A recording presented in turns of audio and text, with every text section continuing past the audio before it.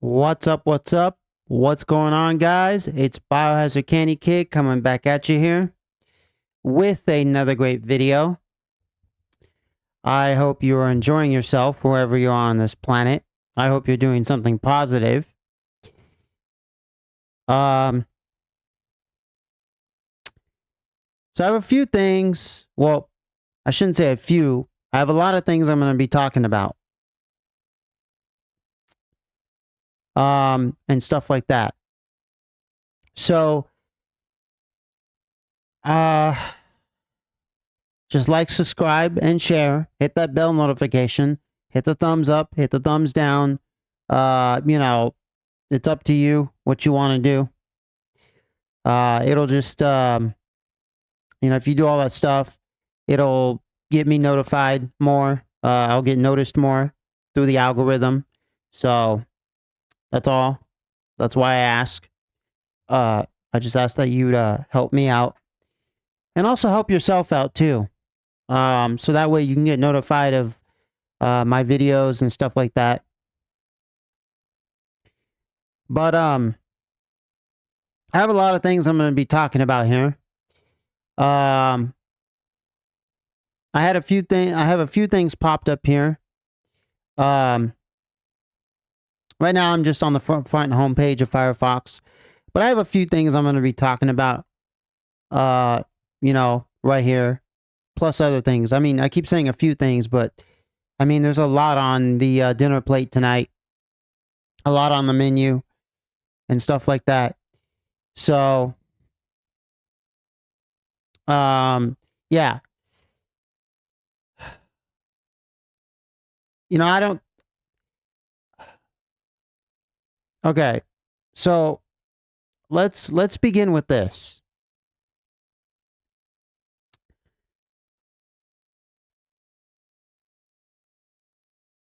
In the beginning, there was light, and that's all there was. There was a light force that still exists. Now, part of the light force, part of some of the light entities wanted to become the sole rulers of everything, of the whole light source. And what ended up happening was they were banished out because they were like, no, there should only be one ruler of all light sources, one.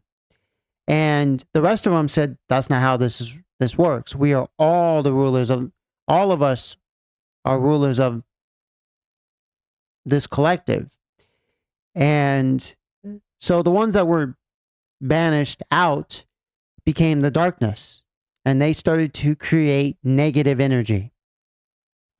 And this negative energy still persists today.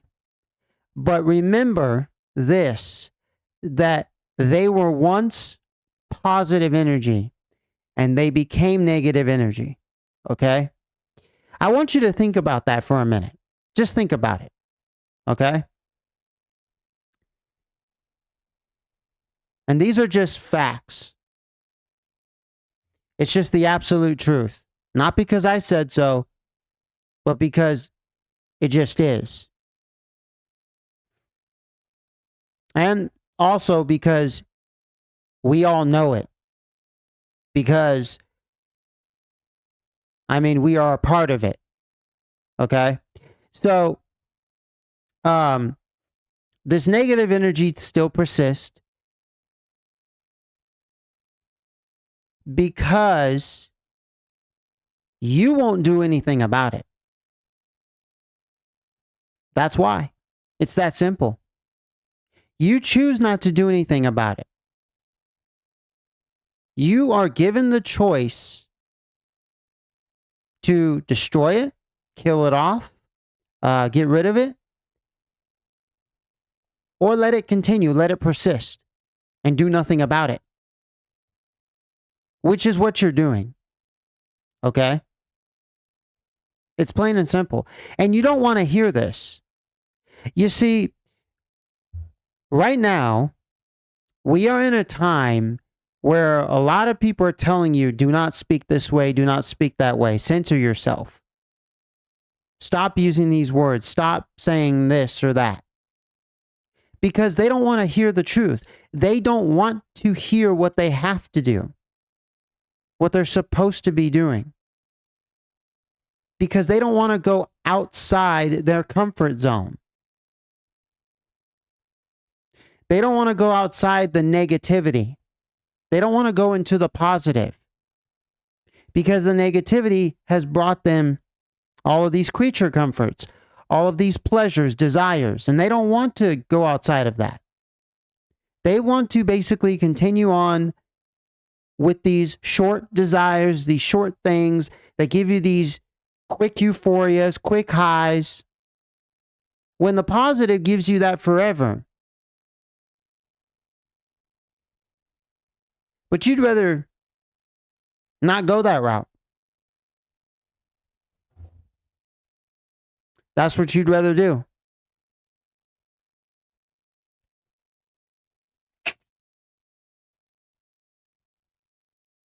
You'd rather go the route of just sitting on the couch, eating your chips, and watching television, instead of going out there and defeating evil, sin, and negativity.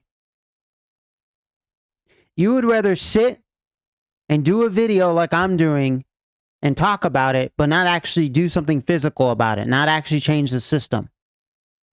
You'll talk about the system, but you won't change it. You'll make your money talking about it, but you won't change it. You will not change the system. You will talk about it making money. I don't make money off of this channel. This channel is not about making money. This channel is telling you what to do. This channel is about telling you to go out there and change the system. Get rid of, not even change the system. Actually, this channel is about telling you to destroy the system, the evil system, and only have the positive system. But the yin and yang, fuck the yin and yang. Fuck all that shit. That is there to put in your mind, we need the negative system in order to have the positive system. When no, the light did not need the dark. Before the light, when the light was the only thing that existed, there was no darkness. It didn't need darkness.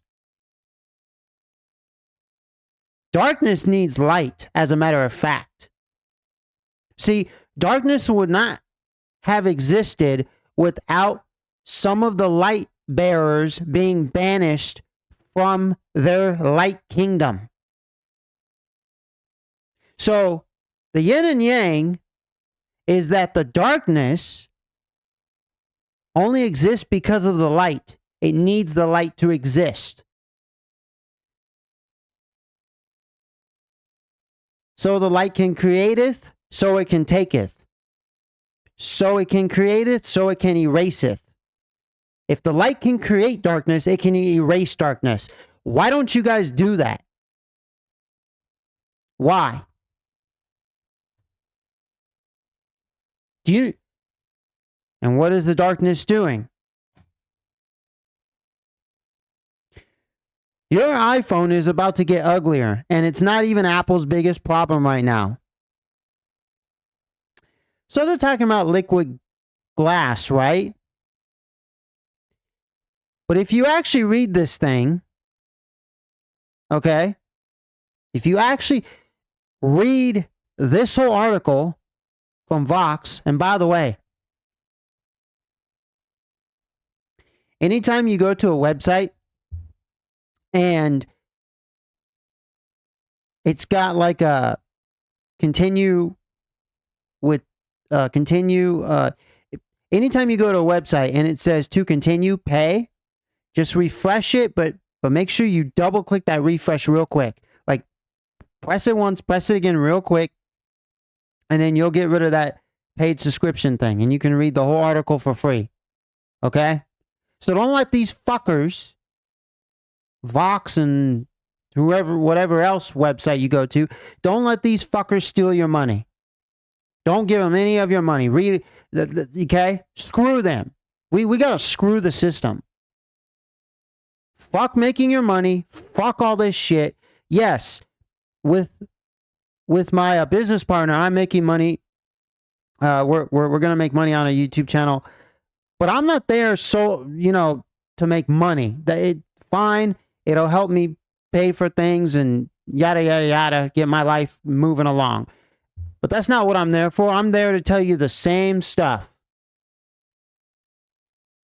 It's just this is a business too. It's just a business that doesn't make money, and I don't give a shit. Because money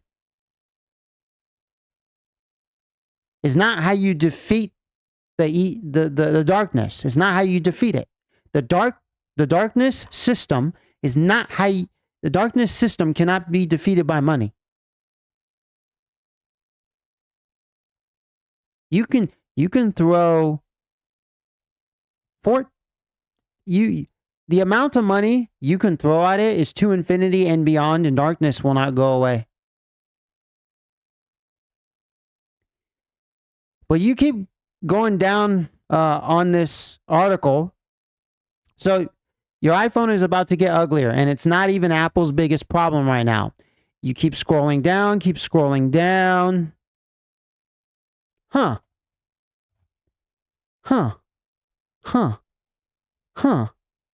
What's this?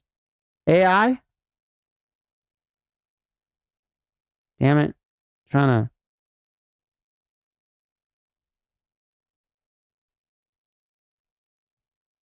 AI? What the fuck is this? Why is AI brought up when they're talking about this liquid glass? What the fuck does AI have to do with liquid glass?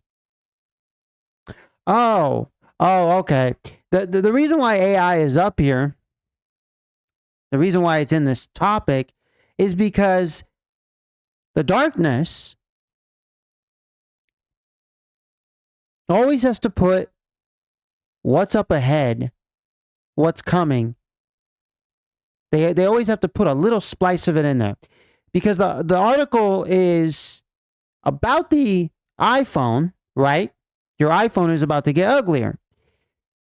And they keep talking about this liquid glass that they talked about in one of their conferences, showcasing the new iPhone or whatever they were showcasing.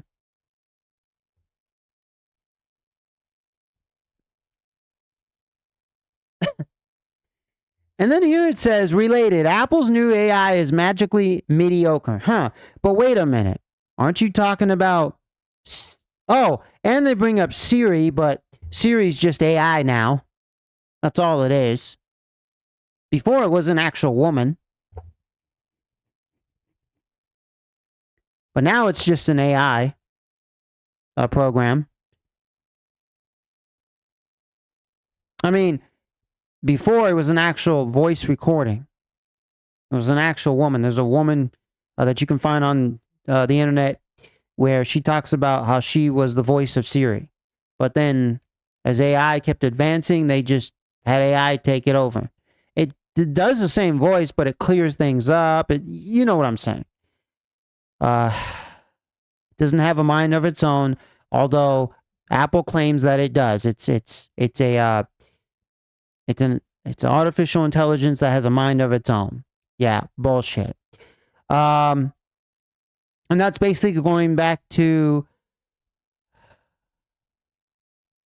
Alan Turing, who basically, he was the father of the modern day computer during World War II, pre-World War II in the 1920s.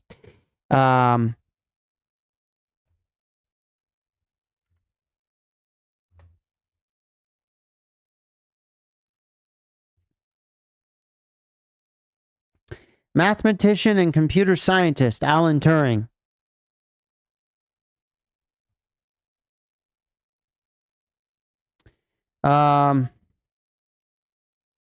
He was a British mathematician and logician whose work laid the foundation for artificial intelligence and modern computer science during World War II. He played a critical role in breaking the Nazi Enigma code.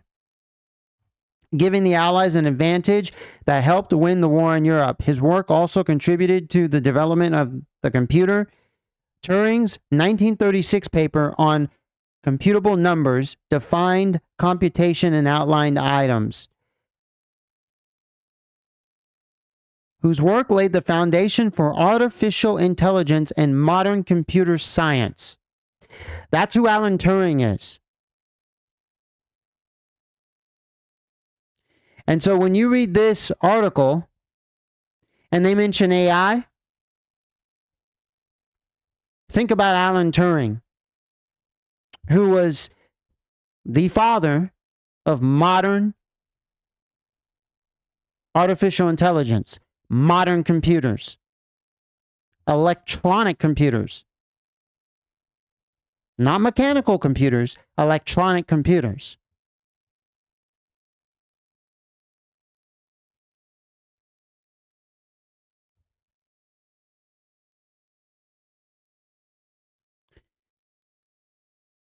And they go on to talk about, you come down here, and it says that Google made AI the star of its own conference in May. You see, they're trying to pin you. What they're trying to do is they're trying to say, Google is better than Apple. No. Look, you need to stop looking at Google versus Apple. I'll give you this. I have Thrustmaster products for my PC for playing racing simulators and flight simulators. Why did I go with Thrustmaster? Because of the price. And because one of my buddies had a Thrustmaster. And I said, looks solid, works great, great build quality. I like how it's just plug and play. You don't have to really, download too many softwares to get it running. And the price is just right. For the flight simulator, throttle and yoke, stick and throttle setup. For the wheel, I was going off a price because I was like, hey, Thrustmaster's giving you a wheel with force feedback for $180. The Thrustmaster TMX. I have the PlayStation PC version. Then someone at one of my old jobs said, hey, I got one. I'll sell it to you for $75. It's used. I only used it 2 years. It's got the pedals and the wheel. The only thing broken on it is the little tightening screw to tighten the thing to your desk. But other than that, it works. I said, sweet, I'll pay the $75. I didn't buy it because Thrustmaster is better than Logitech. Logitech's better than Cytec. Cytec is better than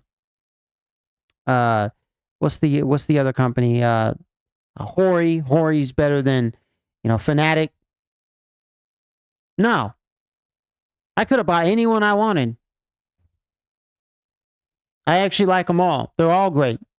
They all do what they're supposed to. They all work with all games. There's nothing wrong with any of the peripherals for flight simulators and basically simulation video games. Okay?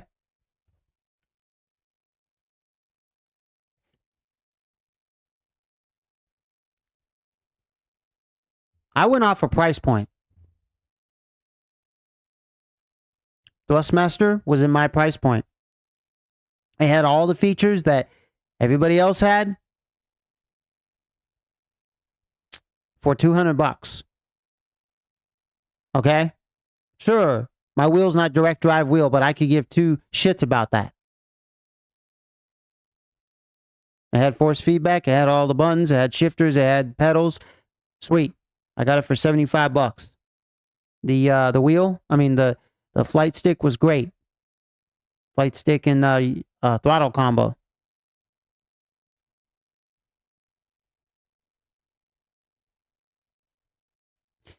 So I don't play the left or right paradigms of Thrustmaster is better than Hori.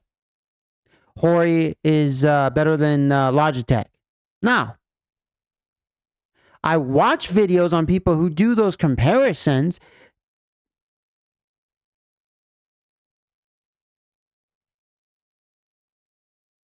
But at the end of the day,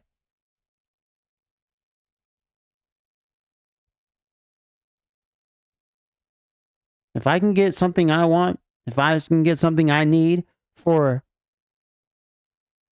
the lowest price possible, I'm going for it.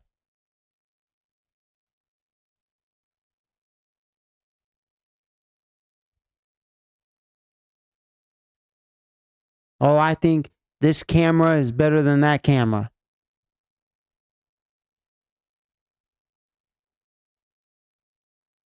Nah.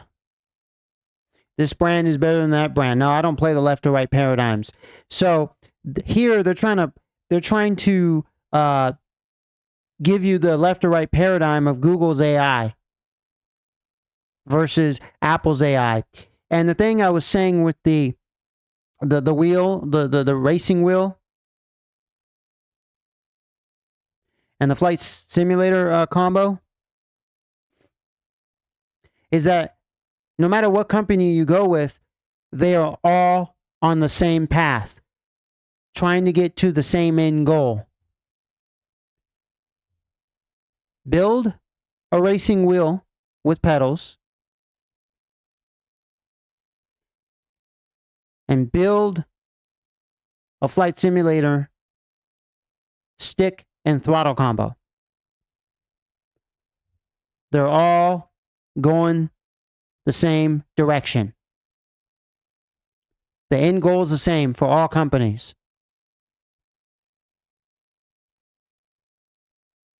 And so Google and Apple, they're both working on AI. There is nothing new. They're both going to the same end goal.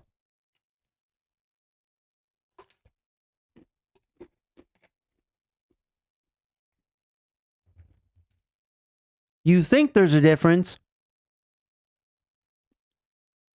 And the reason why you think that is because they write articles like these. Because these people are masterminds. The dark entities, which used to be light entities, they used to be light bearers. They used to be part of the light force. And now they are the dark force because they created it essentially by being banned from the light kingdom.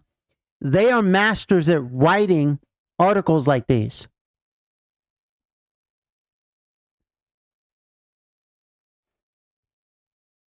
And they're telling you that Apple's too slow and they need to catch up and Google's the fast one and this and that. No. Apple's not slow at all. See, what it is Apple, instead of just having AI at the forefront, it's just in the background, but it's moving at the same speed as Google's. It's just they're in the background. And because right now is not their time to shine to bring out their AI. Now it's Google's time. They're letting, because it's everything's already been preset. See, that's the thing you guys do not get, is that everything is preset. It's been preset by the light bearers and, the light gods, the light eons, and the gods of darkness. Everything's been set already. Everything is already preset. But see, you can have the preset. You can have the negative presets not happen. You can do that. You can get rid of those. Sure, you can get rid of the ones that are positive too from the the light eons, the aeons of the light, whatever they call them, whatever you call them. But you can get rid of the negative ones. You can get rid of them. You can prevent them from happening if you so choose to.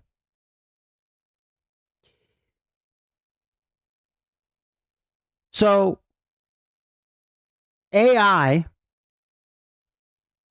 Apple's devices can be a sort of safe haven from over experimentation with AI and digital landscape where the new technology feels like it's encroaching everywhere. And what they're pinning Apple as in this article is the one who is all about privacy. When Apple doesn't have any privacy, there's no such thing as privacy, first of all. Let's start there. Privacy does not exist. It has never existed. And it will never exist.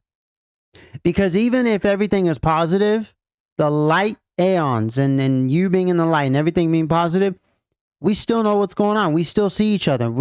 There is no privacy. You can't run. You can't hide.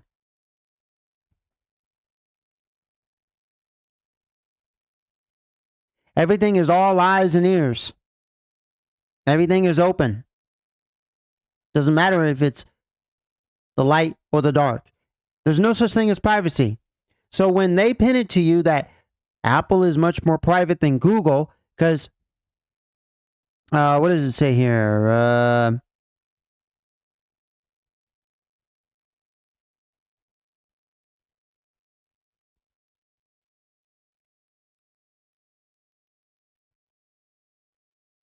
Because it says Google made AI the star of its own conference in May. The company even showed off a prototype that could use your phone's camera and microphone to know what's happening around you at all times and do tasks on your behalf. If Siri is slightly helpless, Google's AI might be too powerful in the future. You see, they both have the same goal: to track and trace you. But see, cell phones are the things of now. We are in the cell phone age. We are living the cell phone age right now.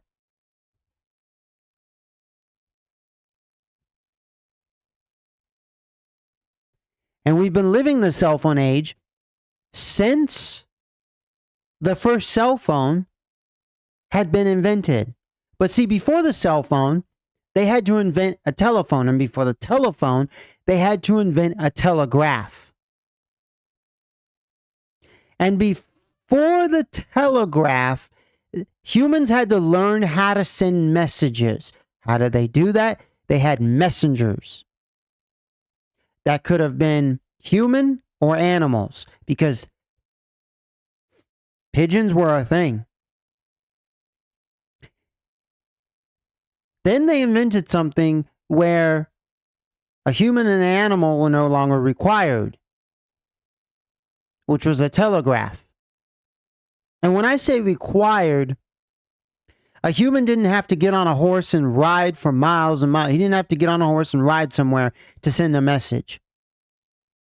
They didn't have to have a pigeon send a message. So they didn't have to use an animal to get somewhere and didn't have to send an animal somewhere. They still had to use a human, but it only took one human. It didn't take a bunch of humans. Now you could have one human sitting at a desk tapping a button. Beep, beep, beep. Dee, dee, dee, dee, dee, dee, dee, dee, dee, dee, dee. A telegraph.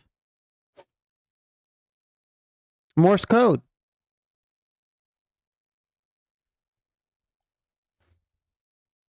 And then Alexander Graham Bell, who was one of the first to come up with a telephone, said, hey, why would you need a telegraph to send a message, right?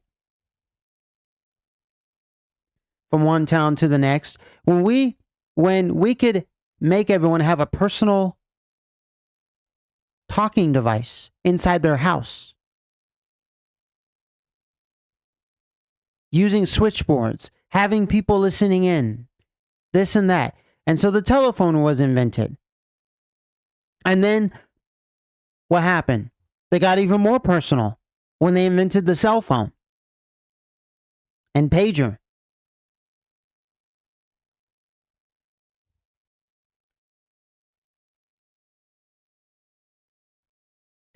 I'm gonna show you guys something.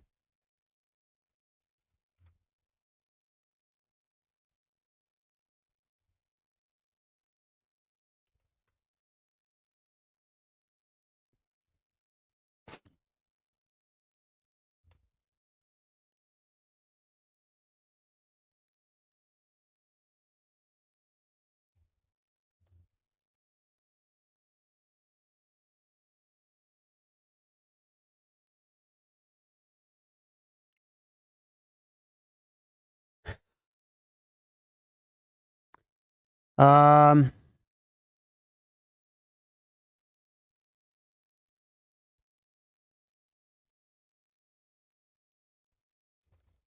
let me see here. Okay.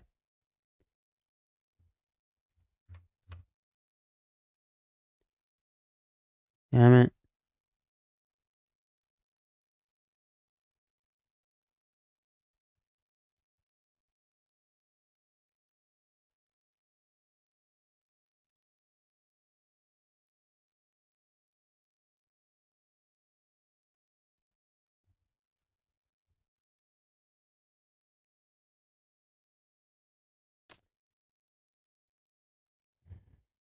IoT. What does that mean? What does IoT mean? The Internet of Things. What is a thing? This is considered a thing. This, okay, right here is considered a thing. This microphone is considered a thing.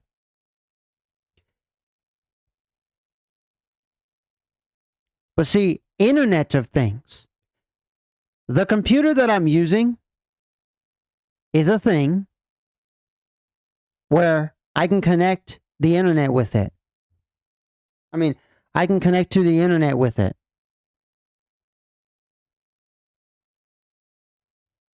My cell phone is a thing that I can connect to the internet with. My tablet, smartwatches, laptops, basically computers.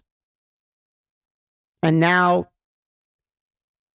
smart homes, automobiles, airplanes, ships, Internet of Things that is outside of the body.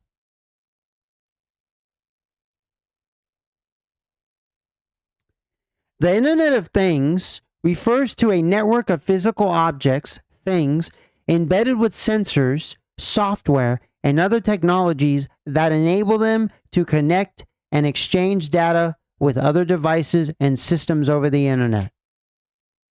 These things can range from everyday household objects to complex industrial machinery.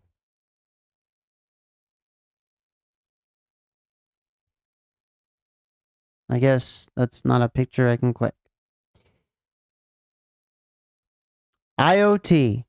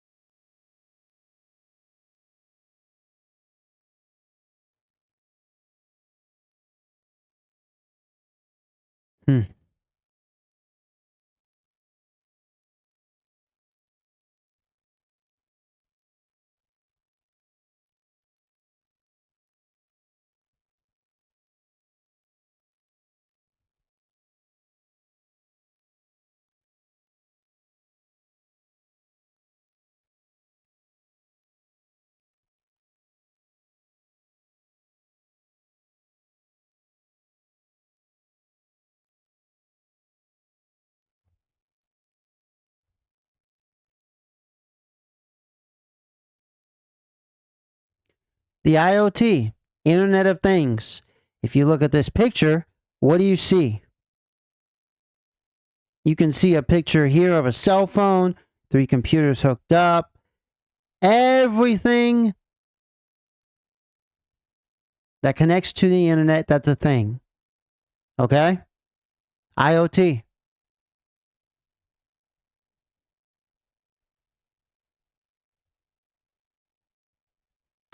Key concepts. Connectivity. IoT devices rely on various network technologies like Wi-Fi, Bluetooth, cellular, and more to communicate. What age are we in? We're in the age of Wi-Fi, Bluetooth, and cellular. Wi-Fi communications, Bluetooth communications, and cellular communications. If you go to Amazon, okay, which I'm going to do here in a minute, you will see a plethora of devices that use Wi-Fi, Bluetooth, and cellular technologies. You will see a plethora. You go to Amazon.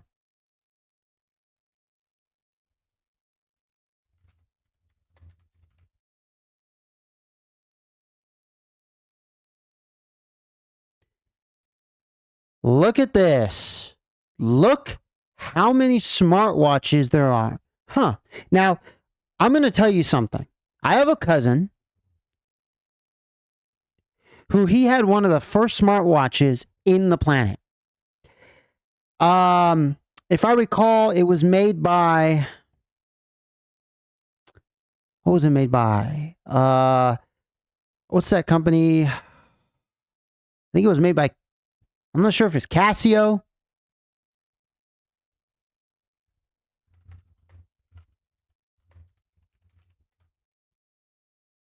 Up. Right here. You see this little smartwatch? Not this... Well, this is from 1980, but if we go to images, let's see.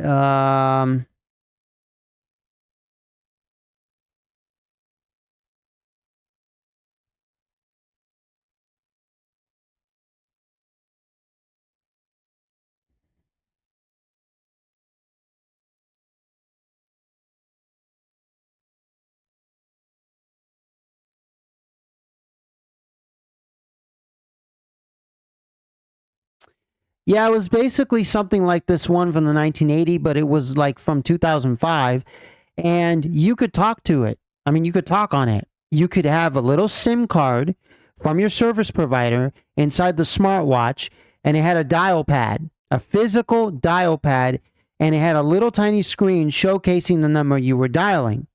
And it had little knobs on the side, just little buttons. And I thought it was pretty cool in 2005. And then out comes the smartwatch we know of today. Samsung, Apple. Basically smartwatches that look like this. The more 2000, I would say, teens looking smartwatches like 16, 17, 18.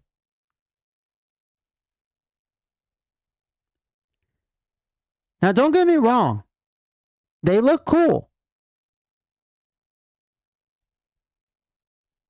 But I'm not getting one. I'm not getting one.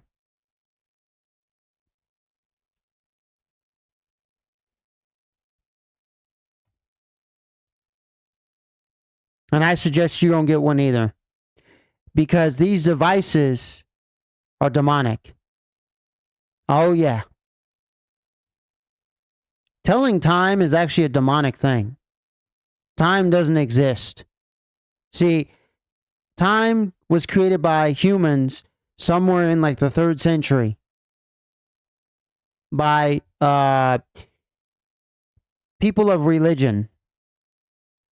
They were the ones that came up with it. The religious sect of planet Earth decided, hey, why don't we have people keep track of this thing called time? Why don't we have people go off of this thing called time?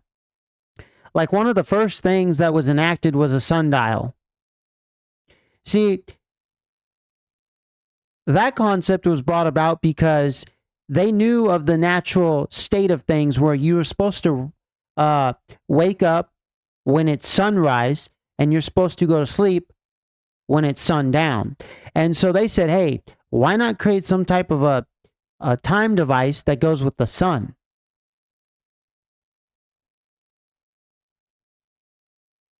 But you see, they would put those outside and it was useless. So they said, hey, why don't we start making this thing where you could keep it inside your house, but it didn't go off of the sun? So they created the early clocks. I mean, the sundial is the first clock ever invented. So then they created the more, I would say, they created the clock that we know of today.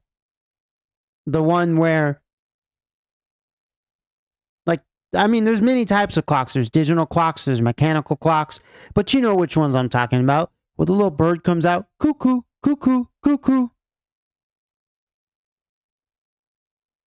And Europeans were notorious for creating some of the greatest clocks ever invented.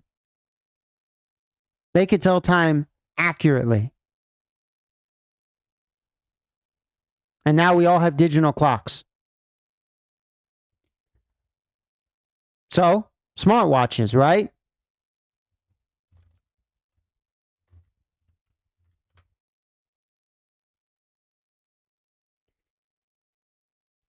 Smartphones. A lot of smartphones, a lot of them.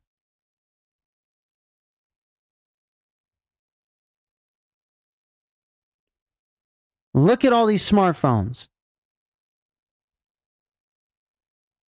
What is IoT? Internet of Things. Wi-Fi, Bluetooth, cellular.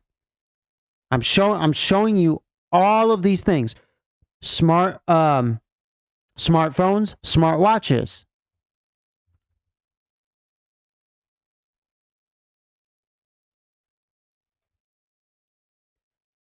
Bluetooth speakers. Did it not just say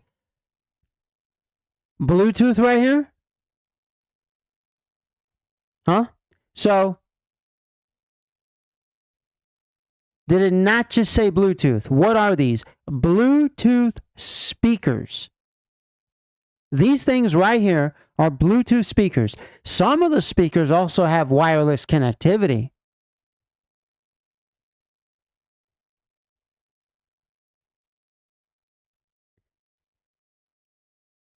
And some don't. Like there were even back then, you had speakers that still had the aux cable in the aux cable where you could plug in your phone, as well as Bluetooth, and wireless transmission was not an option. Now Bluetooth speakers also have wireless transmissions, as well as Bluetooth transmissions, as well as they have the old aux import too. And they have USB, whether it be USB A, USB micro, mini, C, D, fuck you, whatever.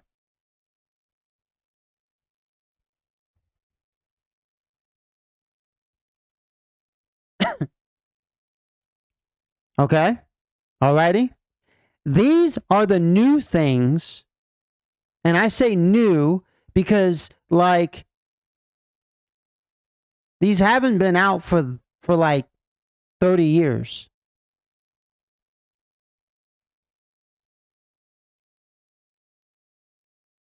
Like, cell phones have been out for a long time. Speakers have been out for a long time.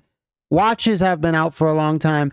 But this new form of it hasn't been out that long. I would say from when the BlackBerry was launched.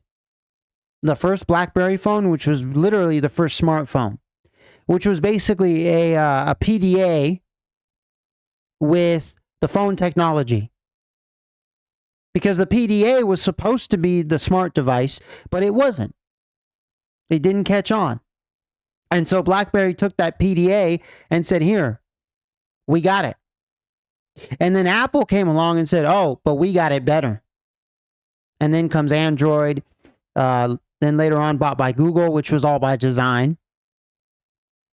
Google sent a team to make Android and then literally just bought them out.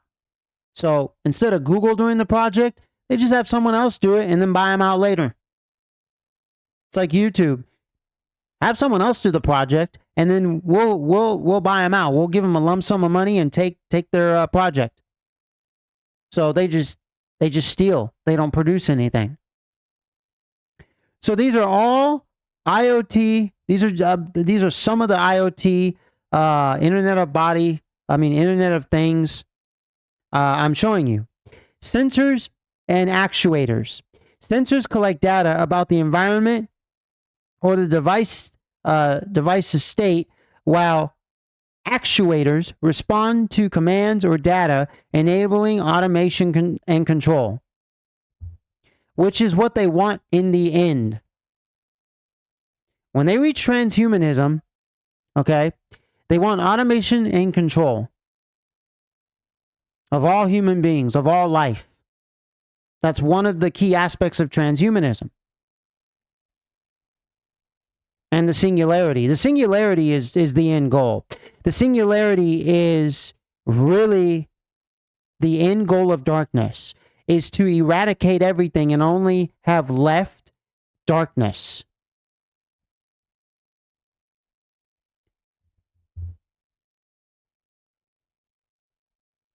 Okay?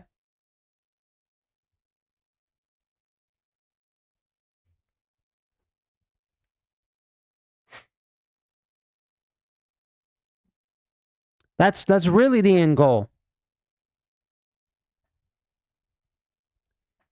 And they're trying to get there.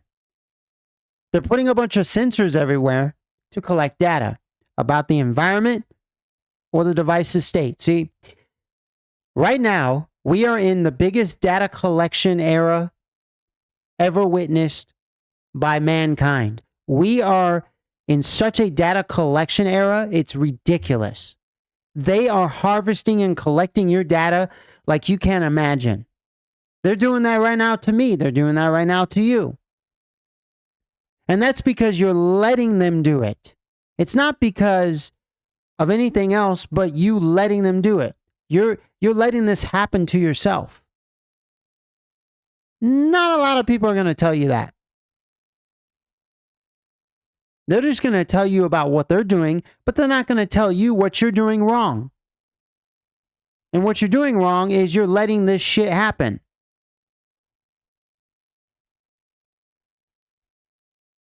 Just because you can.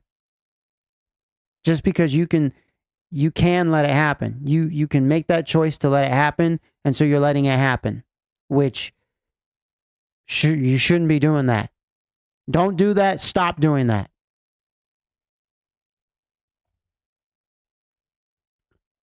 There is a massive data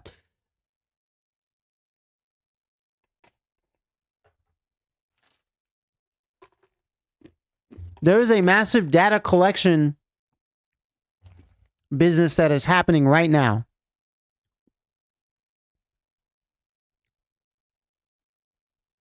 And we're not getting paid for it. And I'm not talking about you guys on the internet getting paid for making videos or going on some website like Amazon selling your products. No.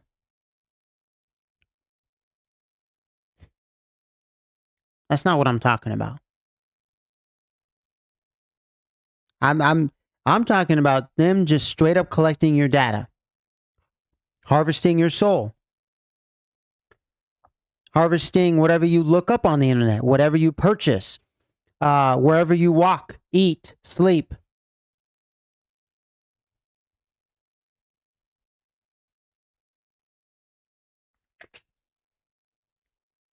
That's what I'm talking about. They're harvesting everything. They are harvesting your soul.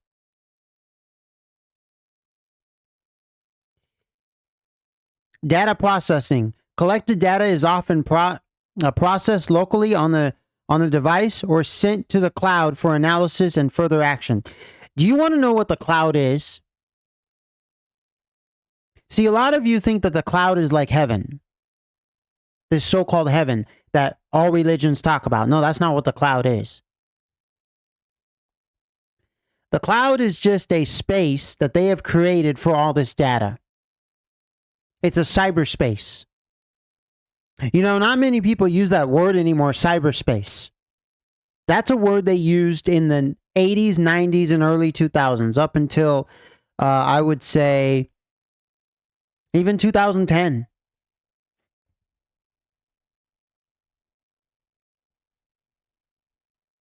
I still use the word cyberspace. Oh, yeah, I still use the word cyberspace because it's a real thing. It's still happening. They just changed the name, but it's cyber. Here.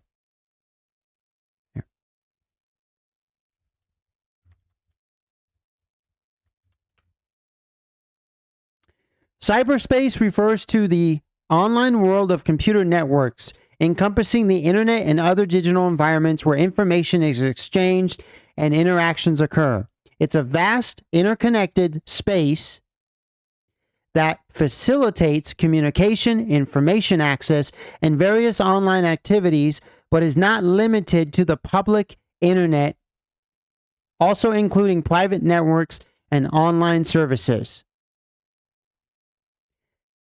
There's a word in here that they used, interconnected space. But this word right here, space. Space. What did it say here? Send to the cloud. What do they say about the cloud? Cloud space? Cloud space?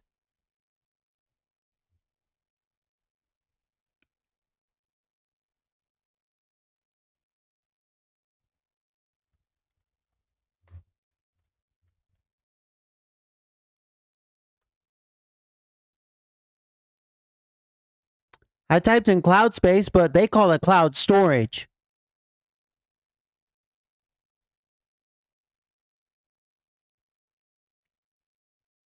Cloud storage. See what Wikipedia has to say about it.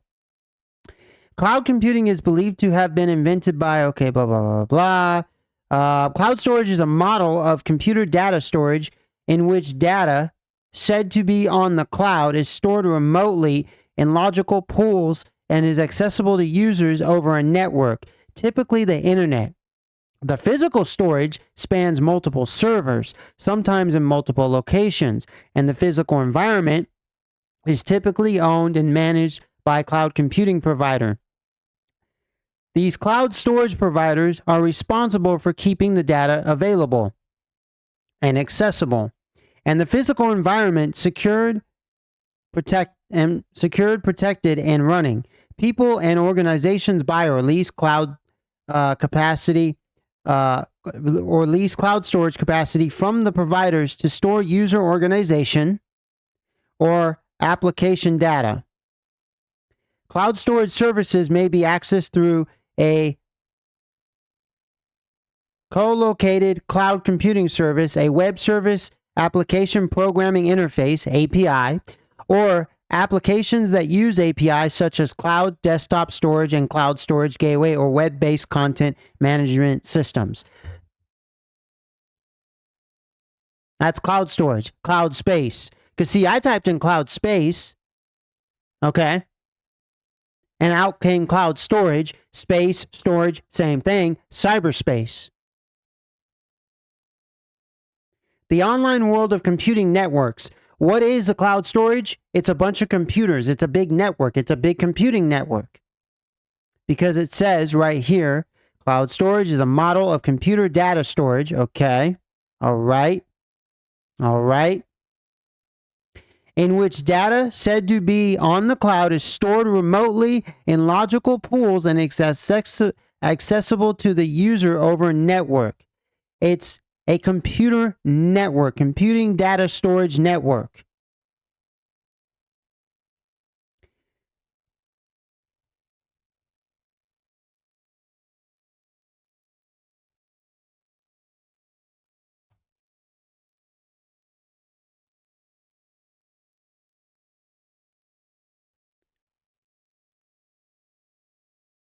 That's what the cloud is. And the cloud is just the beginning of transhumanism. It's just the beginning of the singularity. Because what they want initially is they want just one big empty space, just one big cloud where everything's in there. Except for humans, except for life, you know, uh, living life. They want it to be just dead machines, like in Star Trek, the Borg. They just want it to be like the Borg.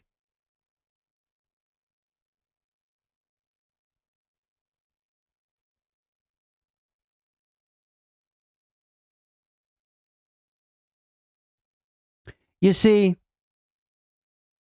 the cloud, the cloud is also the Internet of Things because it requires physical computers in order to have this cloud, this online cloud, for you to store your data. And see, that's where all your data is going. All this data mining, data harvesting,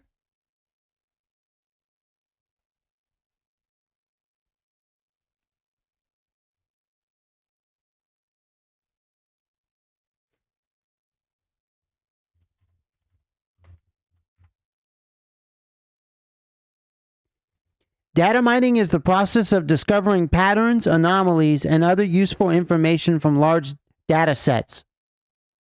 It involves applying various techniques, often from machine learning and statistics, to extract knowledge and insights that can be used for decision making, prediction, and problem solving. Do you know why they're doing this? This is data mining. Hold on. We're going to look at data harvesting. Data harvesting is the process of collecting information, often in large quantities from various sources. It can be used for legitimate purposes such as marketing and research for malicious activities like fraud. The collected data can include personal information, financial details, and other sensitive data depending on the source or purpose. Let's do this.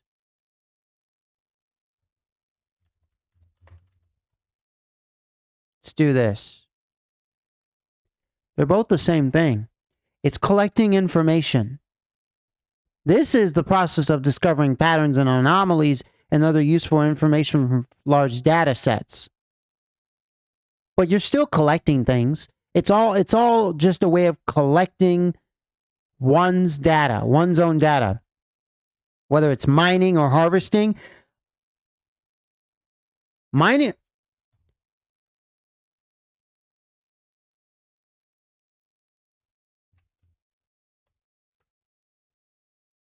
Mining is the process of extracting valuable geological materials and minerals from the earth. Mining is the process of extracting.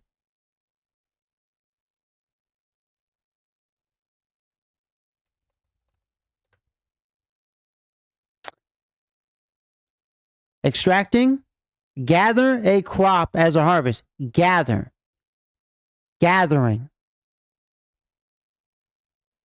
Harvesting is the process, says right here. Harvesting is the process of collecting. What did we say mining was? Extracting, collecting, grabbing, getting.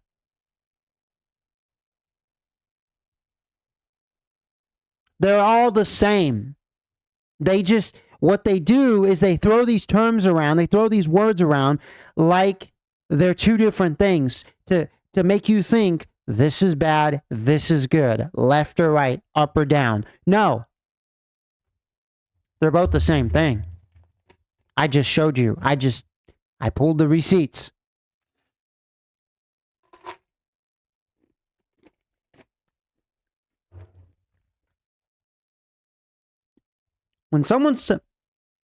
When somebody's talking about data harvesting and then they start talking about data mining, they're talking about the same thing.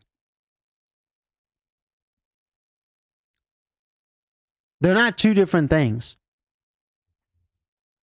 It might be two different ways of grabbing data. But see, why is the word data in front of harvesting and mining? See, the two last words might be different words.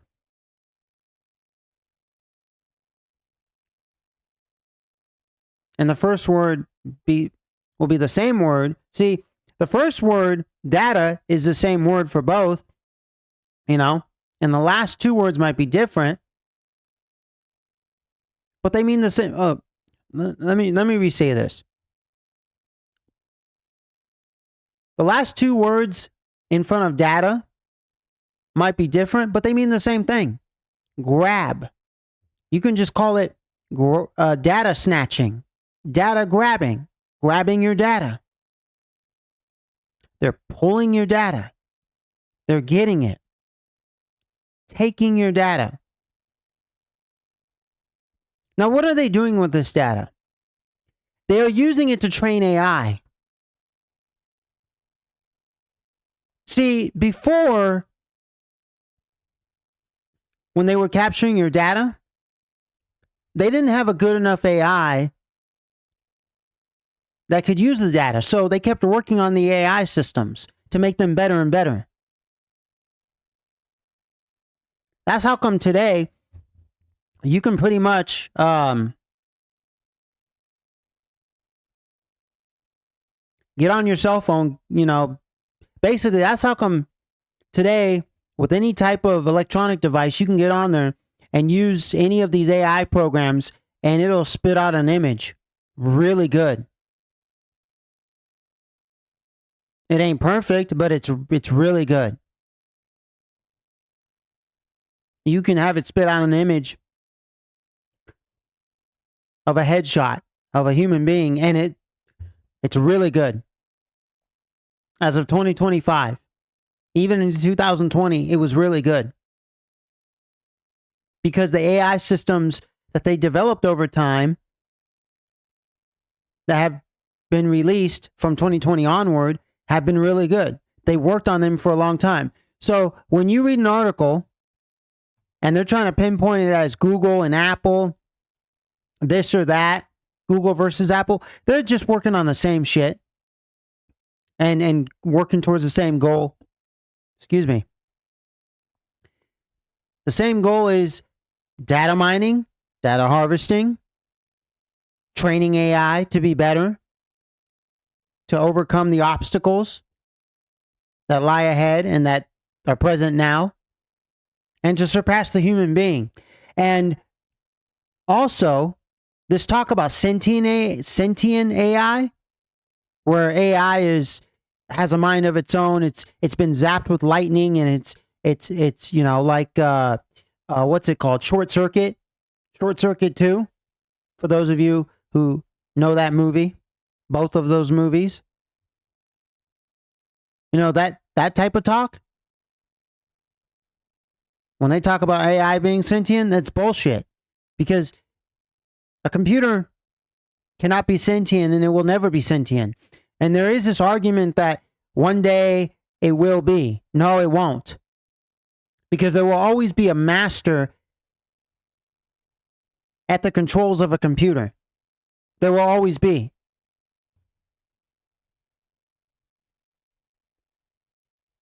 In all the science fiction films, they don't show that. They show that the computer has a mind of its own, but it doesn't. It doesn't. See, a computer can only be programmed up to a certain point. If you were to take Star Trek, for instance, and you were to take Data, even in Star Trek, was only programmed up to a certain point. After that, you couldn't go any further. You could shut him down, turn him on, turn him off. But he only got programmed up to a certain point because he had his limits. See, computers will always be limited. That's what they won't tell you. They want you to believe, oh, well, computers are going to become infinite. Because of all these new technologies we are creating, we are going to create these computers where it's just to infinity and beyond. No, they will be limited. Right now, we are at terabytes. Are we not?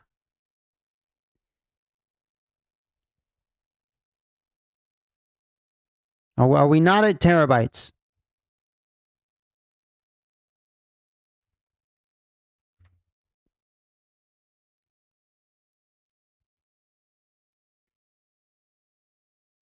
Is this not a 22 terabyte external hard drive from Seagate? Huh? Tell me.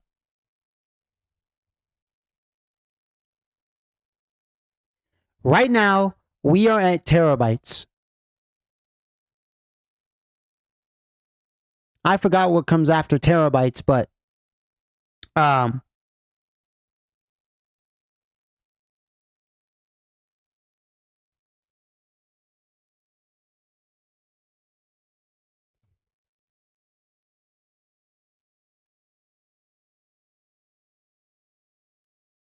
are at terabytes.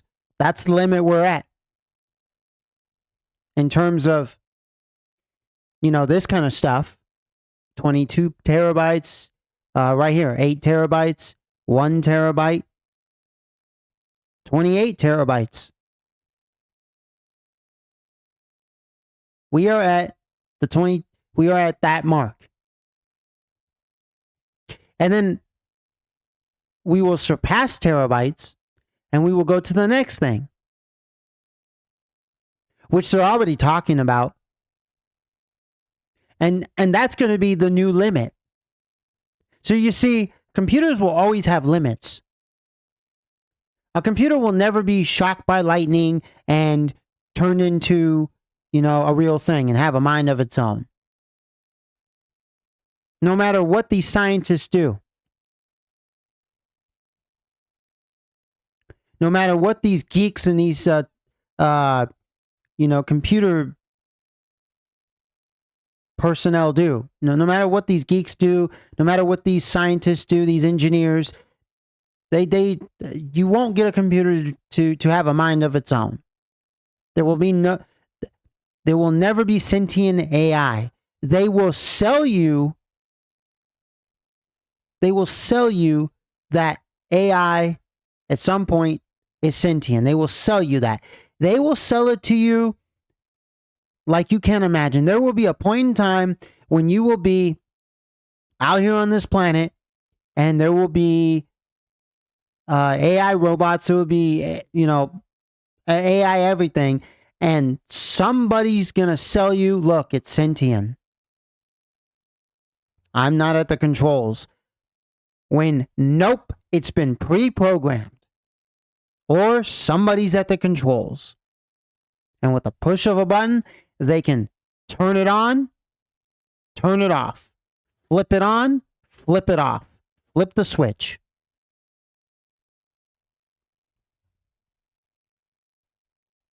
Oh, yeah? It's like the Wizard of Oz. He is in control of everything.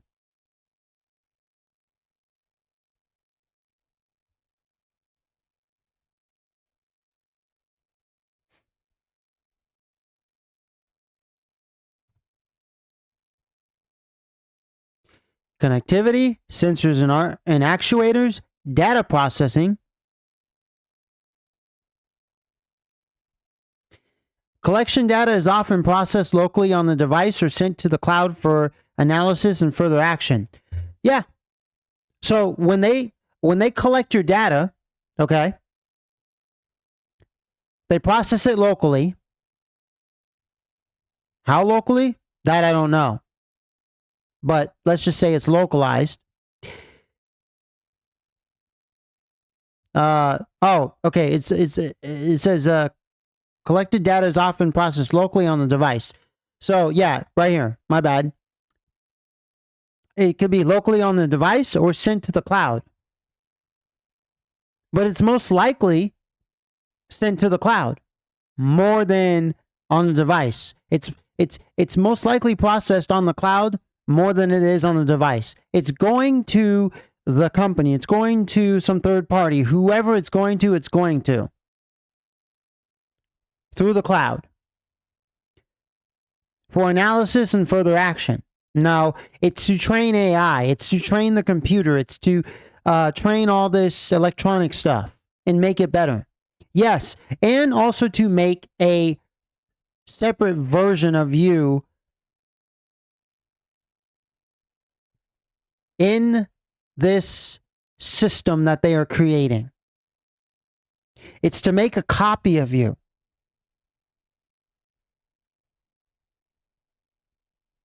User interface. IoT systems often provide a way for users to monitor, control, and interact with connected devices, whether through a mobile app, website, or interfaces. Right now, we are using user interfaces.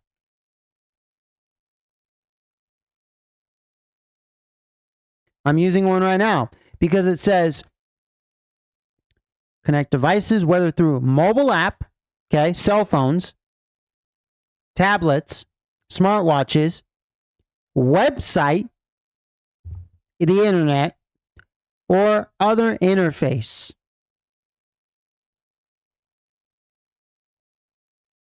Website. I'm on a web. Aren't I on a web page? Isn't this a website? Wikipedia is a website, right? Google, YouTube is a website, right? This Google page that I have up, it's a website. It's a Google page. It's a Google website page. www. World Wide Web.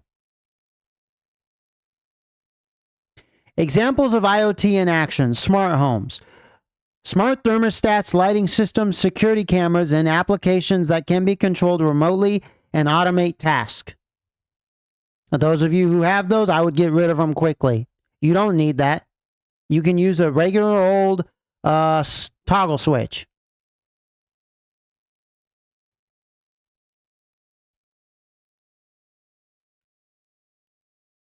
Wearable technology, which is what I just showed you.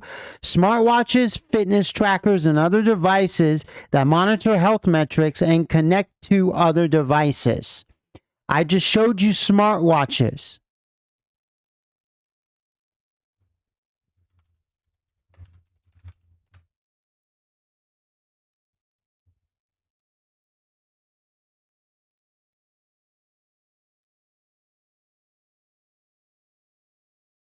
Smartwatch.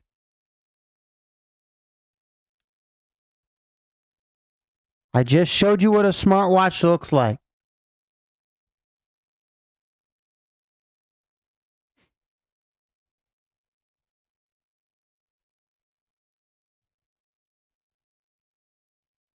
Industrial IoT, IIoT, sensors and devices used in manufacturing to monitor equipment, optimize processes, and predict maintenance needs, which is what we're using today in industrial facilities. They do have sensors and devices for used in manufacturing to monitor equipment. Used in manufacturing to monitor equipment. Because whereas before you needed a human for those processes, now you have sensors and devices that have taken the human role of monitoring the equipment within the industrial building, the industrial job.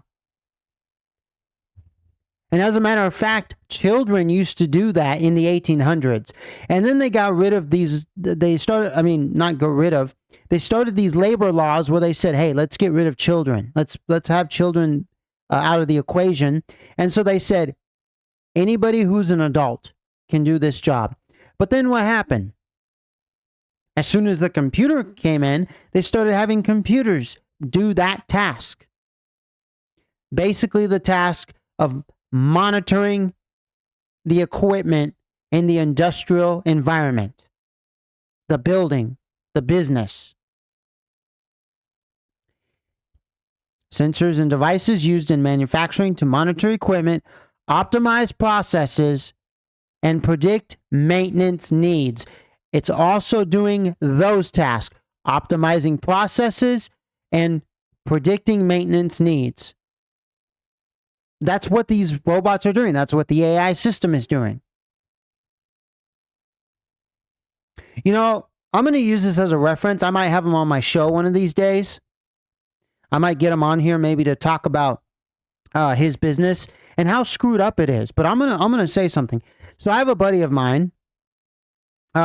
He's really cool. I play disc golf with him, and he works for Frito-Lay. Really cool guy. And whenever he you know, we talk about Frito-Lay, and we talk about other things too. And one of the things he tells me, because he's always on his phone before we play disc golf, he's always checking stuff, you know, with his company. He's a one of the guys who drives around in one of those like vans, like those what are they called? Jesus Christ.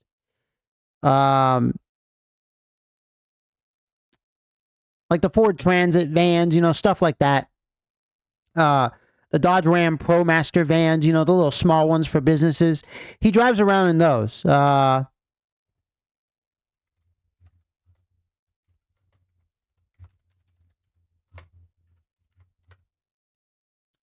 Yeah, he drives around basically in one of these. Okay? And what he does is he goes to like stores. Sometimes he'll do gas stations. Sometimes he'll do Dollar Generals, and then he'll do like Food Lions, you know, stuff that's out here in South Carolina and stuff like that. And basically in and around like Greenville, Spartanburg, Greer, stuff like that. And he does all the inventory, checks all the stocking and all the stuff. And he tells me that the systems that are in place for his business are fucked up. They change things on the fly. They change things every second, and it just screws up his job. So he's like at the bottom of the barrel. And because corporate, because basically the higher ups, they are the decision makers on the systems, you know, that he's going to use. It screws him up because they employ like some automated system to where before it was done by a human, which it was pretty easy. You know, maybe it was done on paper. Maybe it was done on the cell phone, but it was an easy system. You didn't have so many logins. Maybe all it was it just showed the product right out in front, and you just clicked, you know, a box to check it or uncheck it, and that was it. But because they you know, come up with these new systems that complicate things more and all that, he's having to argue. He's having to get pissed, get angry, and be like, what the fuck are they doing? What the hell?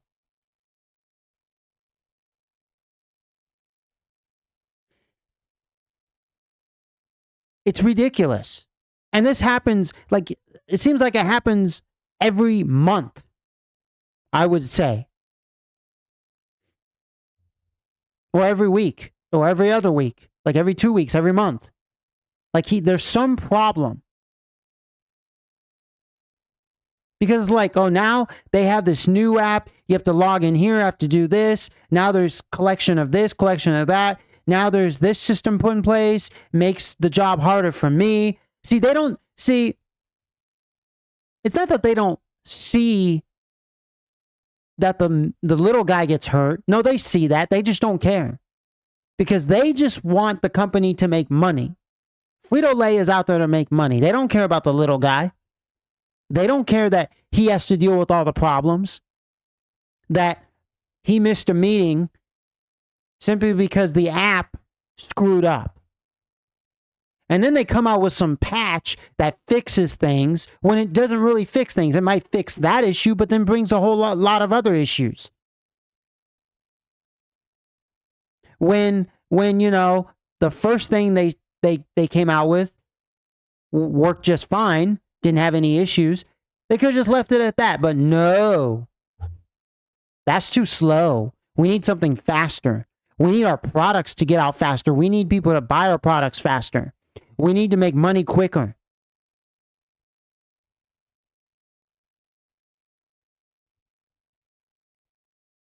So Frito-Lay, within their manufacturing, they have all these sensors and devices used to monitor their equipment, their processes, and predict maintenance needs. The same thing with their applications. The same thing with the stuff that the employees and the employers use on their cell phones or tablets. Because some tablets can be used with a cell phone service provider. Samsung Galaxy tablets, you can put in your T-Mobile or what's the other one? AT&T and Boost Mobile. You can put in your little SIM cards in some of their tablets, some of the Samsung tablets, and use your tablet as a cell phone. A tablet is basically just a bigger smart device. It's just a bigger cell phone. With or without the cell phone capabilities. That's all a tablet is. And a cell phone is basically a tablet just with cell phone capabilities. Okay? Smart cities. IoT sensors used for traffic management, environment monitoring, and public safety. That's been going on for a long time. Now, that's nothing new. And traffic lights, I'm going to get into traffic lights. You see, traffic lights were invented to control the population. Because before traffic lights, what did we have? Well, of course, we had policemen directing traffic. But what did we have before that? We didn't have anything. People would cross an intersection and everything would flow perfectly. It was the natural way of making things flow. Natural. Grassroots. But some fuckhead decided, no, we have to control that flow. We can't let it be natural. We have to let it be unnatural. So they...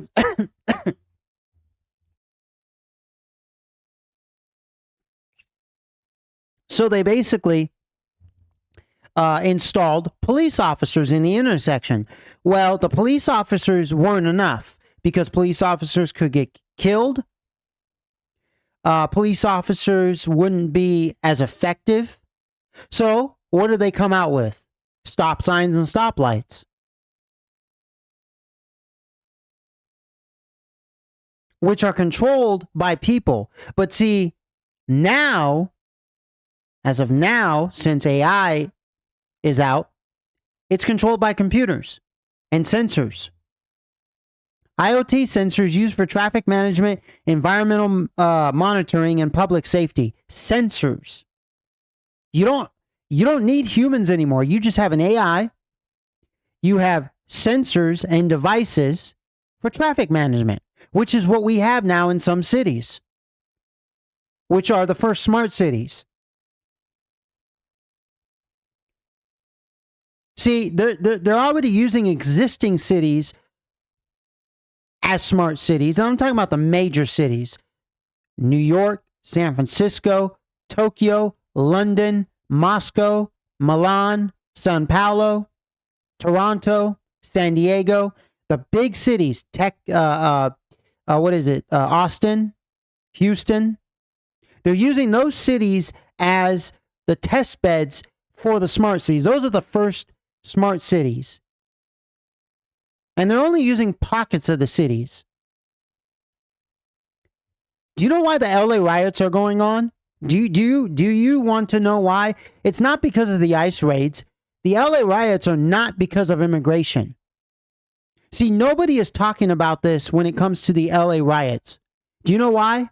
Because they're retarded. Because they don't see past. They don't see the other side. They don't even think about it. It doesn't come in their mind. The reason why we have LA riots is because what's coming is they're going to build an infrastructure so they can not have riots happen again. They're going to bring in the smart city technologies to that section of LA. It's going to be a test bed. Look. I'm going to show you some things. I'm going to show you some receipts, okay? I'm going to bring some receipts to you that are going to show you that LA is becoming a smart city, okay?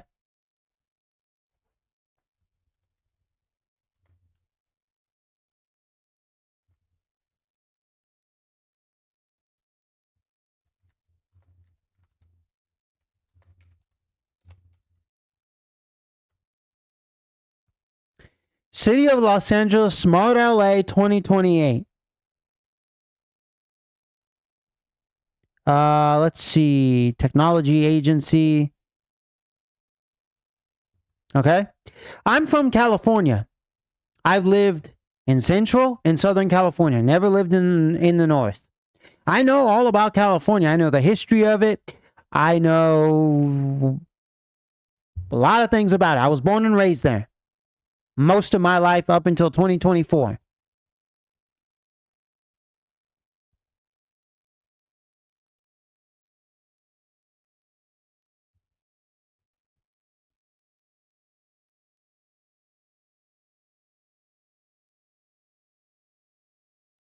And we'll look at a few videos here. Information Technology Agency. Huh, wow. Information Technology Agency. What a name. City of Los Angeles, ITA. Huh. Information Technology Agency. What is IoT?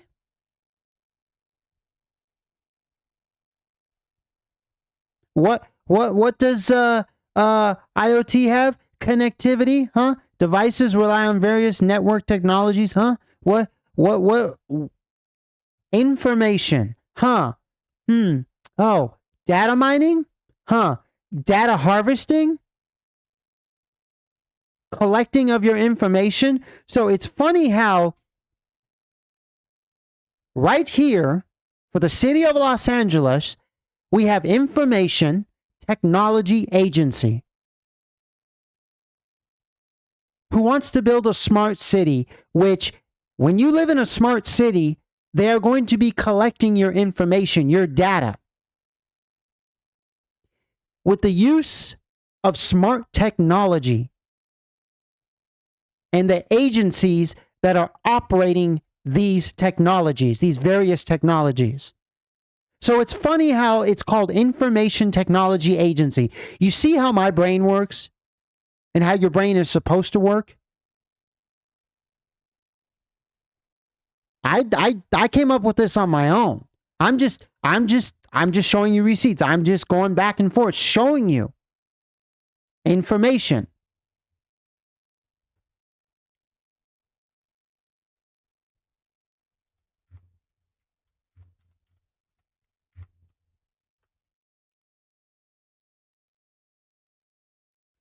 Let's take a look at information.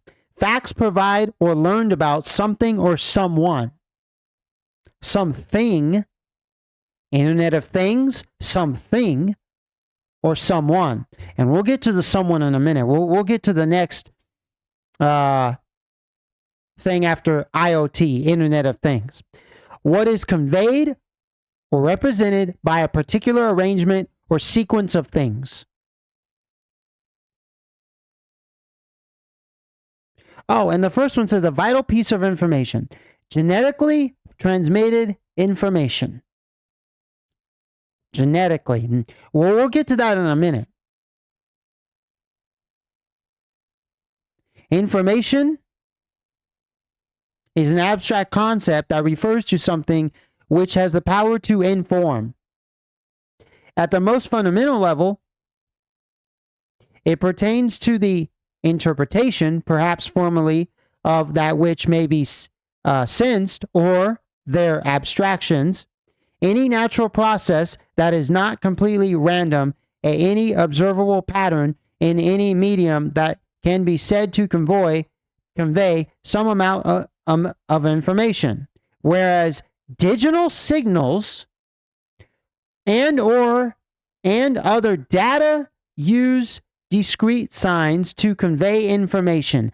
Digital signals. Digital.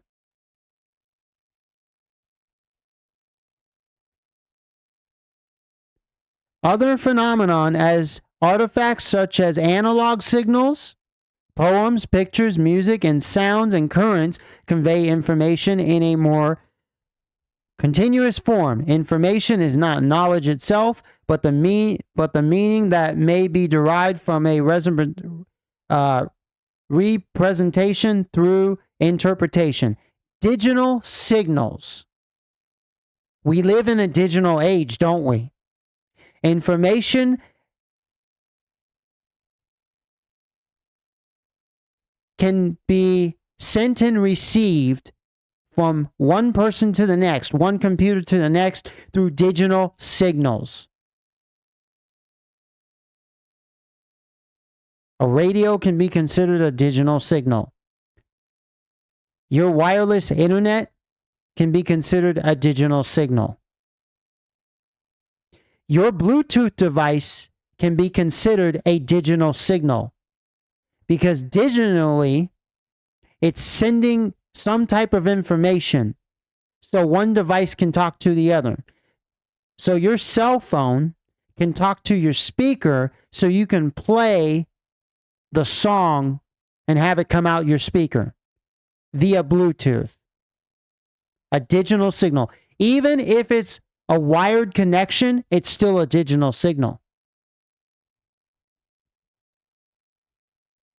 Because if we click here, digital signals, a digital signal is a signal that represents data as a sequence of discrete values any given time.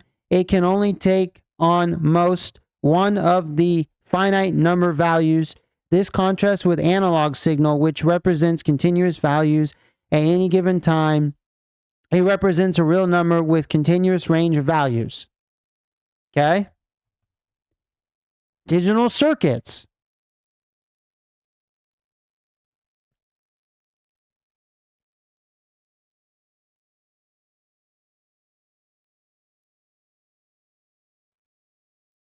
Digital electronics is what is a digital electronic? I just gave you some. A Bluetooth speaker, a cell phone. In digital, okay, what are digital electronics? Look at that. What is this a picture of? Is this not a picture of an electronic device? Some form of electronic. Look at this whole thing put together is an electronic thing. A thing. Internet of Things.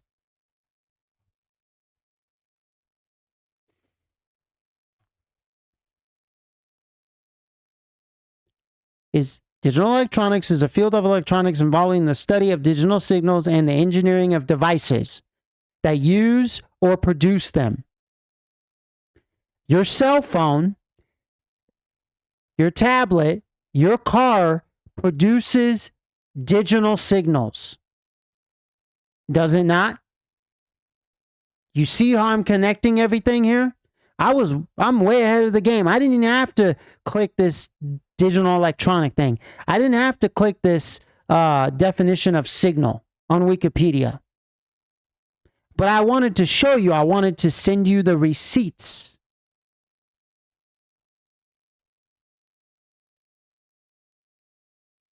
I'll keep these receipts up. Because if not, you won't believe me. If not, you'll just be like, oh, he's full of shit. But if you were talking to me, I would believe you. You wouldn't have to show me receipts. Because deep down inside, I already know. Because I come from the light source. I don't come from darkness. And I don't have any darkness in me.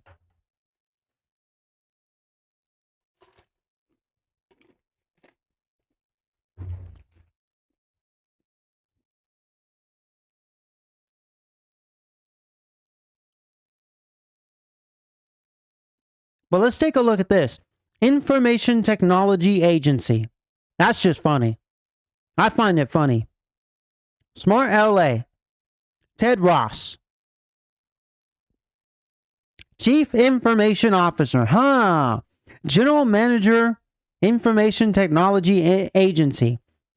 Chief Information Officer. I wonder if he's gathering information on the population of LA. If he's gathering information on these LA riots. I'm just saying. These LA riots, the riots that happen in Minneapolis, Minnesota, the riots that are about to happen in other major cities in the United States, which you'll see them pop up on the news. You will see them pop up on the news. They're already getting ready in Texas. But see, Texas ain't even it. It's the places they're not telling you about that you're going to start seeing riots that you need to be aware of. Like South Carolina's going to have some. Kentucky's going to have some. Places that you're not hearing about that have major cities. And they're going to happen in the smaller cities.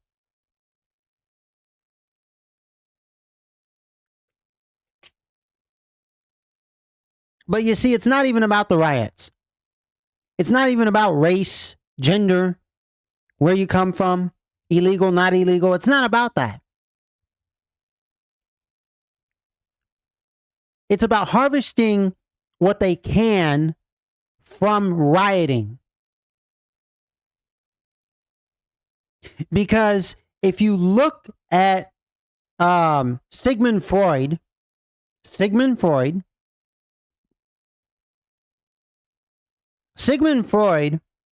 he was one who was basically looking at populations and how they reacted to certain things. And he was like, we need to manage the human class. We need to manage a lot of these humans because they're out of whack. They're acting like animals. And so they're doing the same thing today with all these riots. They basically start these riots to see how everything works, so that then later on they can put in place these smart technologies, so that this doesn't happen again organically, because all these riots are not organic. They're not organic. There's nothing organic about these riots. But let's listen to Ted Ross. Let's see what Ted Ross has to say.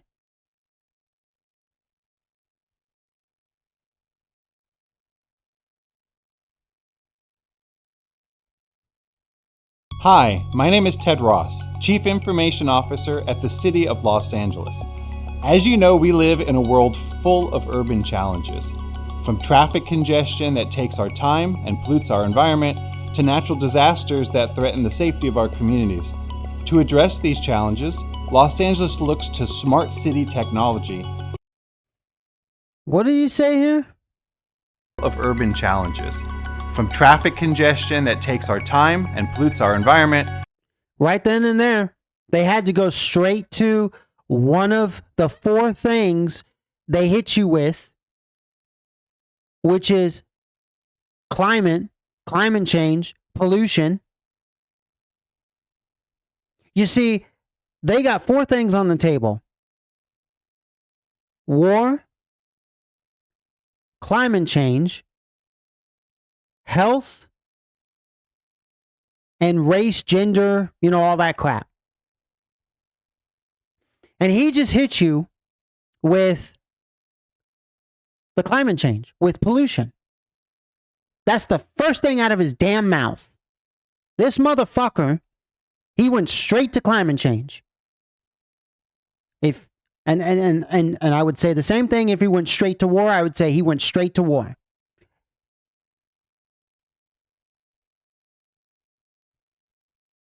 To natural disasters that threaten the safety of our communities.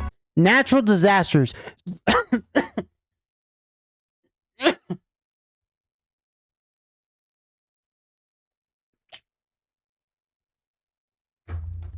There's no such thing as natural disasters. I mean, there is, but there isn't. Disasters today are man-made.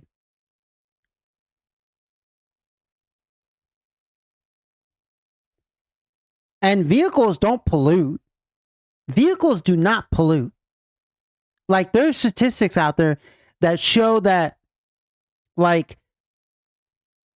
a Toyota Corolla doesn't even pollute that much. All these cars on this planet, all these aircraft, that's not even, like, that's not even, that only makes up like 2% of pollution on the planet. Most of the pollution, first of all, most of the pollution comes from noise pollution, from people like him, from him and people like him. That's noise pollution. There's too much of that. They need to stop talking. These people need to stop talking. They need to shut their damn mouth. That's the first pollution we need to get rid of. So get rid of them. But the other kind of pollution is their satanic factories that are spewing out fake meat, bioengineered food, electric vehicles, or airplanes or whatever. Robots, AI systems. Basically, all the evil shit is polluting. All the good shit, it doesn't pollute at all. Remember, going back to the light aeons, they don't do anything negative. They're positive. Only the darkness does all the negative. So the darkness pollutes. But see, they don't want to get rid of the darkness. They don't want to end their reign. They don't want to return back to the light. They still want to be kings of all. Natural disasters, my ass. Why don't you say we are cloud seeding? Why don't you say we're spraying the skies? We are creating the disasters. And to stop these disasters, we need to stop creating them. Why don't you say that? To address these challenges, Los Angeles looks to smart city technology that can positively transform our urban environment. Positively transform your urban environment? There's nothing positive about the dark side. It's all negative. So it's going to negatively transform the environment, not positively transform it, negatively transform it. There's nothing positive about this demon right here. He's a demon.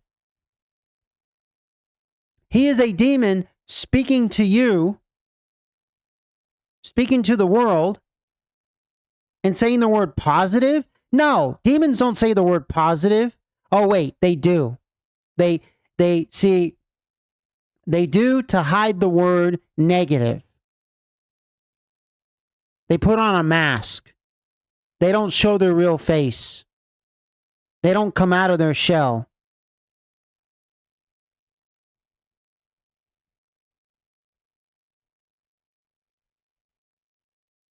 While not a silver bullet, technology provides solutions that were previously unavailable to the generations who lived before us. It is technology that enables. Did you see that? A policeman, right here. Us. It is tech. A police officer, which is part of a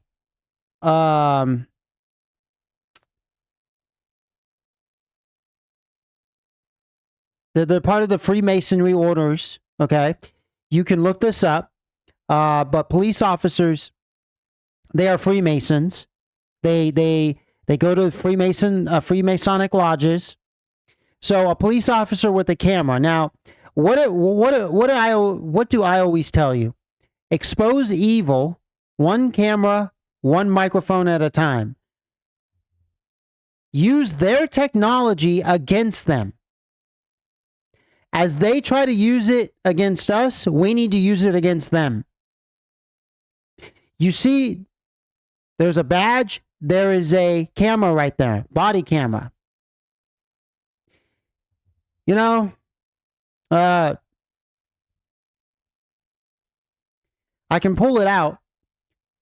But see, everyone today, they can buy an action camera, a cheap action camera. You can buy one for as low as $20, as low as $9. You can buy one as high as to infinity and beyond, right? And you can buy a strap that straps on right here to your midsection of your chest area, and you can record while you're outside, while you're walking in a store, while you're driving. You could have it be your body cam, and you could expose evil one camera, one microphone at a time, because the action cameras have built-in microphones. So it's like when you are on the internet and you see videos where people say, oh, by the way, I just want to let you know I'm recording you, officer. I'm recording you, politician. That's them doing exactly what I keep telling you to do. Expose evil, one camera, one microphone at a time. So the boomerang will always hit them. The boomerang will always come right back to them. They throw the boomerang out, it's always going to come right back and hit them in the nads, hit them in the balls. They think that the boomerang is not going to come back. They think it's going to, be just like it was intended for. You use the boomerang, you hit your opponent, they fall down, and then it comes back to you, and it comes back in your hand. Nope. It's that they throw the boomerang out, we duck, they miss, and then the boomerang comes back and hits them because they don't even catch it. It just hits them and destroys them.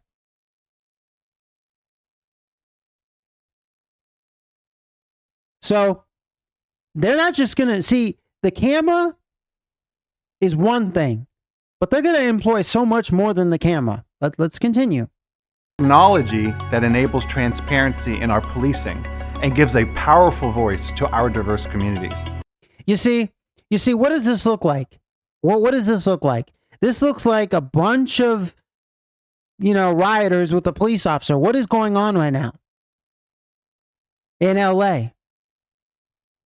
You have rioting and you have policing and ICE and FBI. So basically you have some form of law enforcement or military, which they're all the same, some type of enforcement, and you have the citizens. And what is the enforcement doing? What is the law? What are the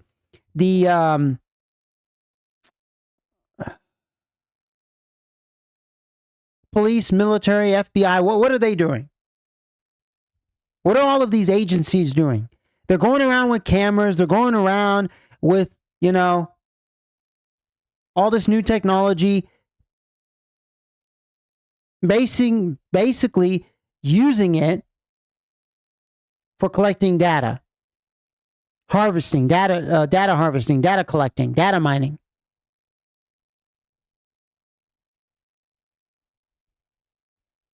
It's technology that innovates alternative energy sources to reduce pollution and limit our carbon footprint. And it is technology that provides ultra-high-speed internet connectivity for LA residents and businesses to do amazing things. It's for them to have ultra-high, ultra-fast internet connectivity so they could data mine and data harvest you much quicker. So they can basically harvest your data and mine it much quicker. That's what it's for. It's not to make you have a better connection, because they're not going to give you a better connection. They're not going to cater to you. They're not going to let the light bearers defeat them. They're going to battle them. They're not going to let you win. They're not going to give you the tools to win. Sure, you're going to be living in 6G, 7G. Forget 5G. We're past 5G. You're going to be living in a 7G environment, 7th generation environment. But you're not going to be able to get the fast speeds that they're going to have. And when I say them, the rulers, the control oligarchs,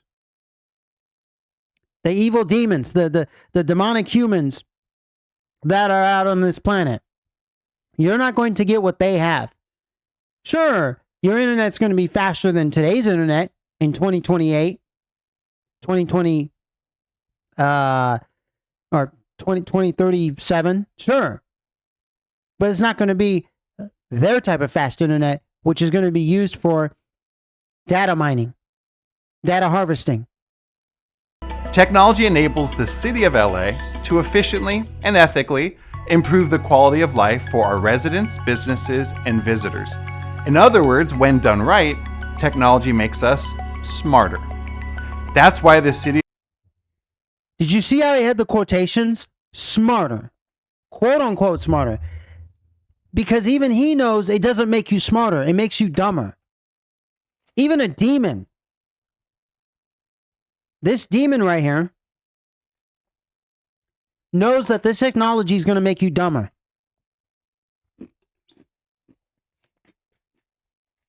You got to read their sign language. Quote unquote. Quote unquote smarter. Let's run it back. Improve the quality of life for our residents, businesses, and visitors. And it's not going to improve the quality of life. It's going to make the quality of life shittier because everyone is going to be in a panopticon.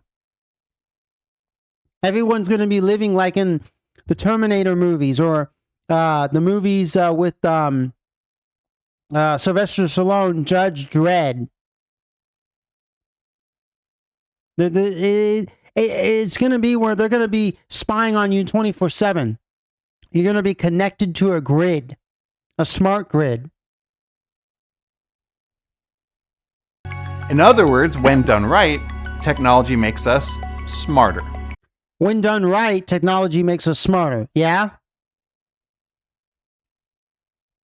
Because he knows when it's done wrong,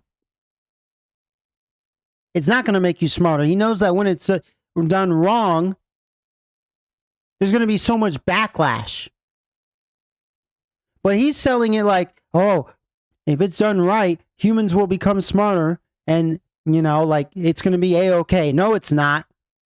First of all, it's not going to be A-okay for us if it's done right, if they do it right. And it's not going to be A-okay for them if they screw it up. That's why the city of Los Angeles strives to be a smart city. And there's never been a more important time for Los Angeles to be smart than now, as we prepare to host the world in the 2028 Summer Olympics and Paralympics. Technology has transformed almost every facet of our lives. According to the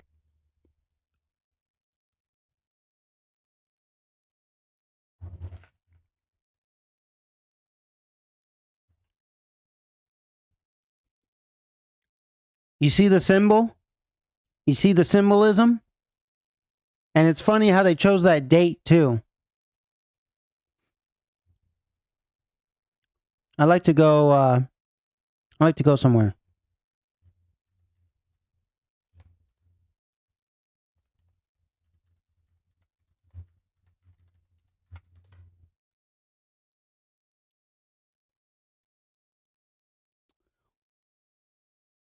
$2029. Okay, so 2020 to 25. Let's see. American China. Gene therapy. Let's see.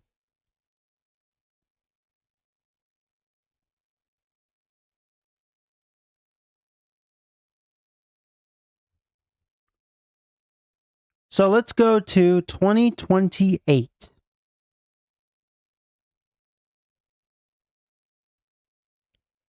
China's economy surpasses that of the U.S. Okay.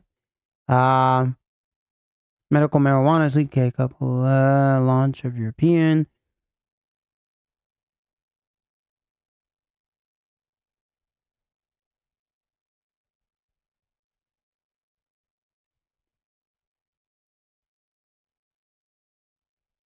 Los Angeles hosts the Summer Olympics. Hmm. Hmm.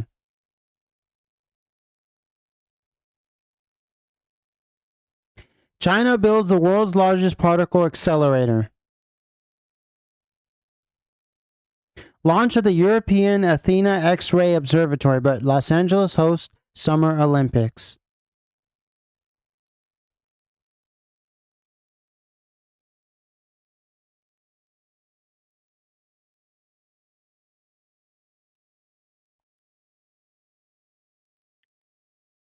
Take note.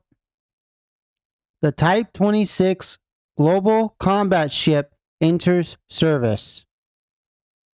The European Extremely Large Telescope is operational. Resurrection of several extinct species have been achieved.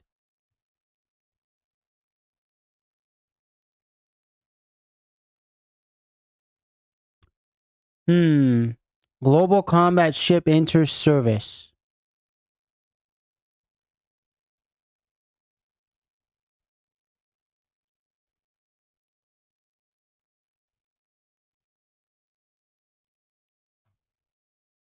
"2028 is going to be a year when you're going to see some real live shit happening." Let's go back to these smart cities. Let's listen in. You see the symbolism, right? The rings, the goddess with wings, Los Angeles, angels, city of angels, 2028. 2028,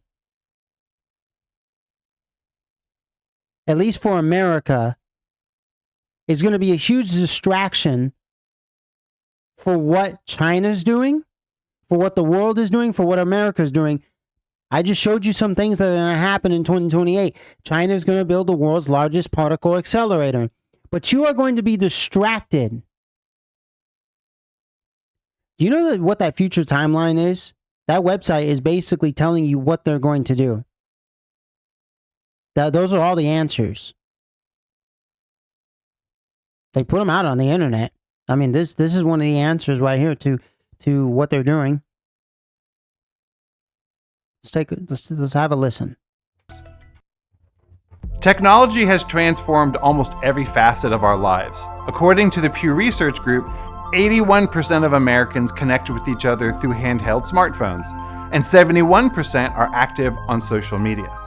Our nation has fundamentally become digital, connected, and online. Likewise, at the City of Los Angeles, technology is fundamental to how we function in managing traffic, planning our communities, engaging our constituencies, and protecting our residents.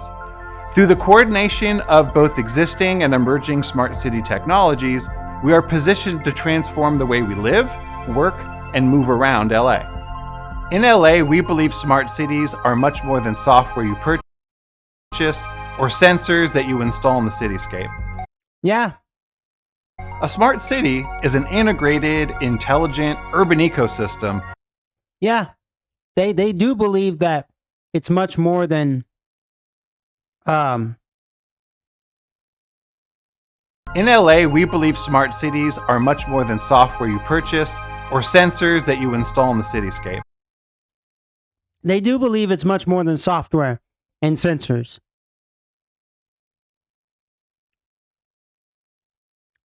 They believe that it's much more than that. They believe that it's also souls. Souls, what am I talking about? Internet of bodies. And I'm going to get there. They believe it's much more than sensors.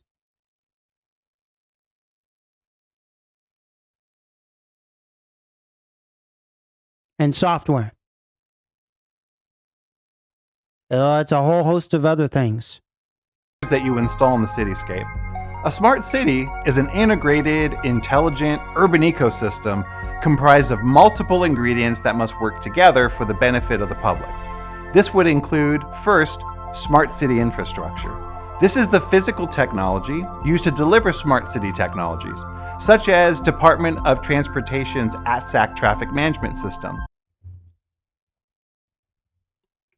ATSAC traffic management system.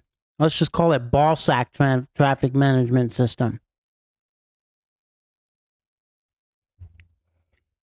Seriously. The fourth industrial revolution, this is a part of it. This is part of the fourth industrial revolution. This is one of the things. Smart cities. Don't forget, LA is not the only one. And they're going to use the 2028 Olympics as a distraction while they build the smart cities. And right now they're having the riots because they're trying to see how can we prevent this from happening. It was set up so they could put in place all the sensors and cameras, all of the softwares to prevent that from happening, whether it be during the 2028 Olympics or any period in time in LA in the future.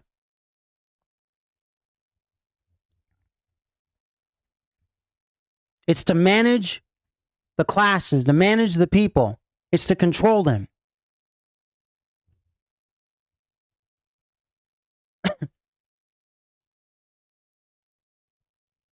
Which uses 4,500 connected traffic intersections to reduce travel time by more than 13%. Or the Public Works street lighting's 165,000 LED street lamps that saves $3 million a year in electricity. Second are smart city data tools. This is the ability to share information across the smart city when you need it, where you need it. And it's not going to save traffic. It's not going to do that. It's going to make traffic worse. And a lot of you will probably say, oh, this is doom and gloom. No, it's not doom and gloom. Because I told you, you can get rid of this stuff. If you just don't comply, if you just vote no, or if you just destroy the infrastructure, then it's not here. Oh, well then be a Luddite and just don't go forward with technology. No, you can go forward with technology, just don't use it in an evil way. We can have smartphones. I'm all for smartphones if you use it in a good way. If you use a smartphone, okay, because you want to look up how to cook a certain recipe, I'm all for it. Go ahead.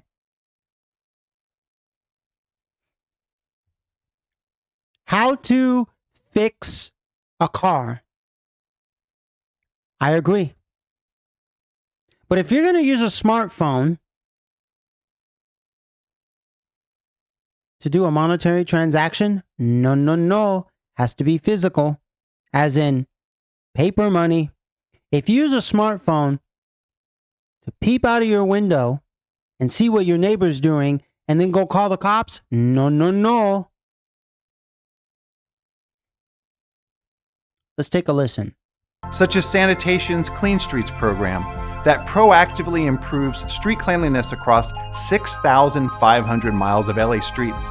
Or our Data Science Federation, which every semester matches university data scientists in training with LA urban challenges. Third is Smart City Digital Services, which are the apps and websites used to digitally deliver city services to the public. See? We're already doing that now. What do you think Uber Eats is? What do you think all of these, like Amazon services where they deliver packages for you? Huh? Using an app. What do you think all of these like because grocery stores, they used to have their own trucks where they would deliver food to you. But now it's done by all these applications. They don't need their own grocery store trucks anymore. Like there was even the company Swans, I think, where they would drive around cities with these food trucks, and they could deliver food to you. It was like a diet thing, I think. Not Swanson's, but it was called Swan, I think. And I think and I think now it's been replaced by stuff like, Uber, Uber Eats, or what's the other one? DoorDash. They already do that. But see, what he's talking about is going to be even more automated. There's going to be less human interaction because even the cars are going to be driverless. Some of them, they're going to be electric. It's going to be an AI system. It's going to be automated. It's going to have sensors and software. And at first, it's not going to function very well because if you look at the applications today and the softwares today, and the AI driving, self-driving cars today, it sucks. I mean, just look at Elon Musk and his Tesla self-driving program. It sucks. A long time ago, I think in Donald Trump's first presidency, there was a Chinese guy in China who drove a car. I can pull up that video. Straight into a semi truck in China, because and it wasn't even the Chinese guy. He was asleep in his car. The AI system kept going, and it just kept going, smashed into a truck that was laying on its side on the Chinese freeway. And the people in China did nothing about it. They just kept on going.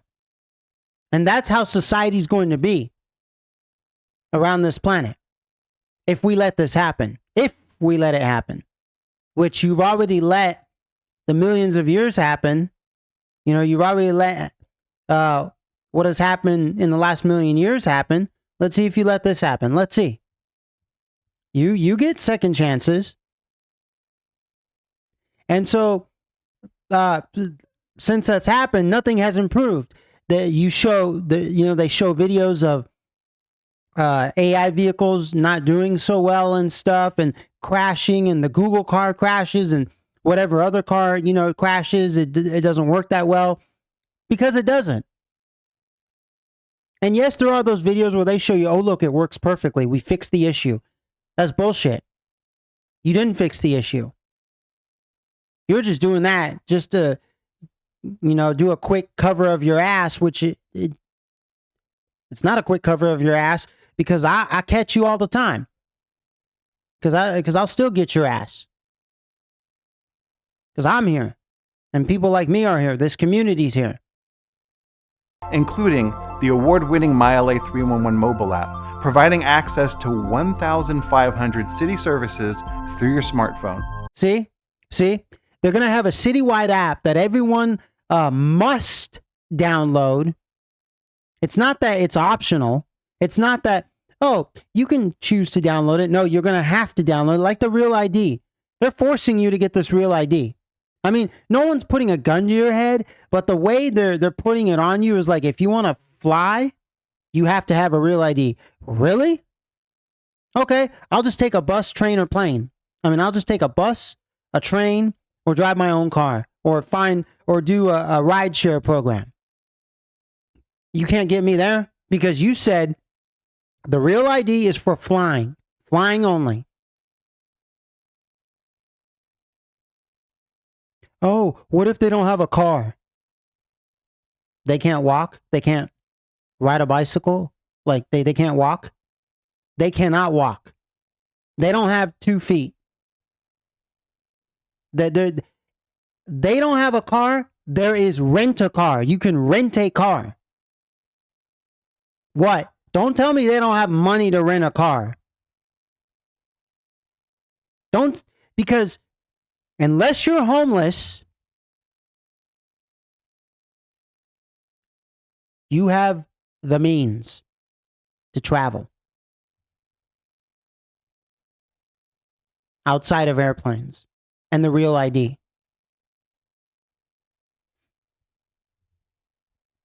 You have means to travel.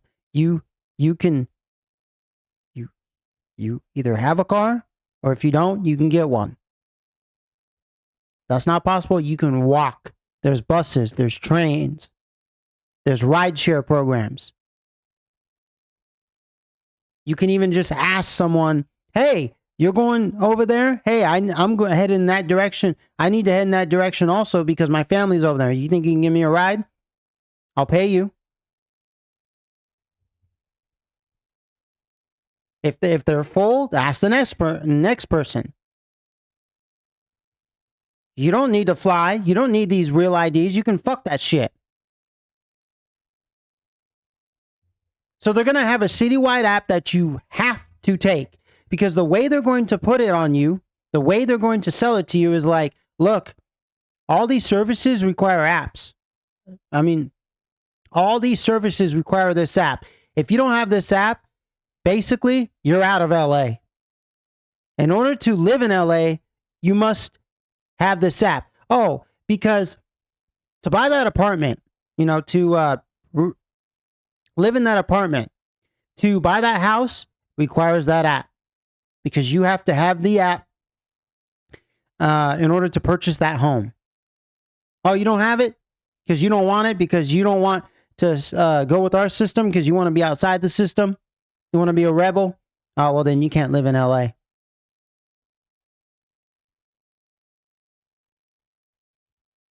Or the Shake Alert LA app that provides up to 45 seconds of advance warning of a coming earthquake. Fourth, our smart city connectivity and digital inclusion. You mean the app that detects when you guys are going to start using weapons to create earthquakes? You mean it's going to basically tell you guys, the demons, when you guys hit the side of the Pacific Plate off of California and cause an earthquake? Oh, okay. It's so basically you're going to let the people know that, hey, we caused an earthquake. But you're not going to tell them that. You're just going to say, oh, an earthquake occurred. It was a 3.5 magnitude earthquake. It was a 6.1. And then you're just going to tell them, because the plates were shifting and some volcanic shit happened. No, it's because you guys basically, you shot some type of a weapon from the ocean, from an airplane, from whatever, into the coastal side of California and caused an earthquake, because you just want to destroy people and kill people. Because you can, because you're evil, you're demonic, and you're just the dark side. I am telling the people that for you, since you won't tell them. I'm telling them the truth since you won't. So yeah, have your little smart earthquake detection app. Have it. I'm going to tell them the truth of what's really going on, of what that's really for. This is the work that we do to ensure that all LA communities and businesses have access to the internet. It includes the distribution of over 5,000 computers by the City of LA to families in need through our Cycle LA program. See, they want everybody on the internet. I said before in a couple of videos that the goal of the internet, especially when Al Gore started promoting it, was to have everybody online. And they are still working towards that goal. Even though they failed at first, they try again. Even though they fail a second time, they try again. Even though they have failed the first time, they go at it a second time. That's what they do. They are trying to get everybody into cyberspace. They want them on the internet. They don't want them outside in the mountains hiking. They want them on the internet, in the cyberspace. You guys need to watch the movie Lawnmower Man and Lawnmower Man 2. It's with Pierce Brosnan, and it's where he's basically in virtual reality, and then there's this kid that, basically gets plugged into the virtual reality, and Pierce Brosnan tries to unplug him from the virtual reality. But he doesn't just plug in. The kid doesn't just plug in. He actually integrates. He doesn't just put on a headset and sit in a chair and play around in virtual reality. He actually physically sticks himself in there. That's what they want. So this is the first step. Get you plugged in. And the other movie is with Bruce Willis, where all humans are sitting at home attached to a device on a long chair where they control all these bots that are outside. Watch that movie. I forgot the name of the movie. Put it in the comment section if any of you guys know the name of that movie. But yeah, watch Lawnmower Man and Lawnmower Man 2. Great insight into what I'm talking about. And finally is smart city governance. This is how we coordinate investments in smart city efforts across all of our 42 city departments. In fact, the City of Los Angeles is a founding member of the I3 Consortium, along with the University of Southern California. And city governance. Do you see what is happening with the LA riots? Right now, they are trying to govern a certain type of people. They're trying to govern them using police force, FBI force, military force, using some type of law enforcement, some type of, person with a uniform that's for law, that's for enforcing certain law. But what they want to do in the future is not have it be a human-based enforcement. They want it to be a robot AI controlled based enforcement, where you have robots roaming the streets and you have AI systems controlling these robots. I'm going to show you something in a minute. I'm going to type up something and I'm going to show you some receipts of what I'm talking about. Let's continue. 90 other partners, which has built an open source Internet of Things data aggregator. Look at that, IoT, Internet of Things data aggregator, as a smart city data marketplace. That right there lets you know that your data is going to be sold on a internet marketplace, a cyberspace marketplace, a cloud-based marketplace. That's exactly what that means.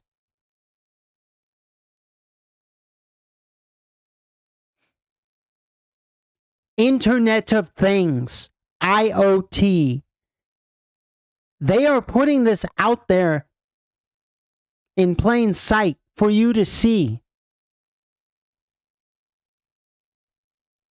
But they're leaving out a whole bunch of things.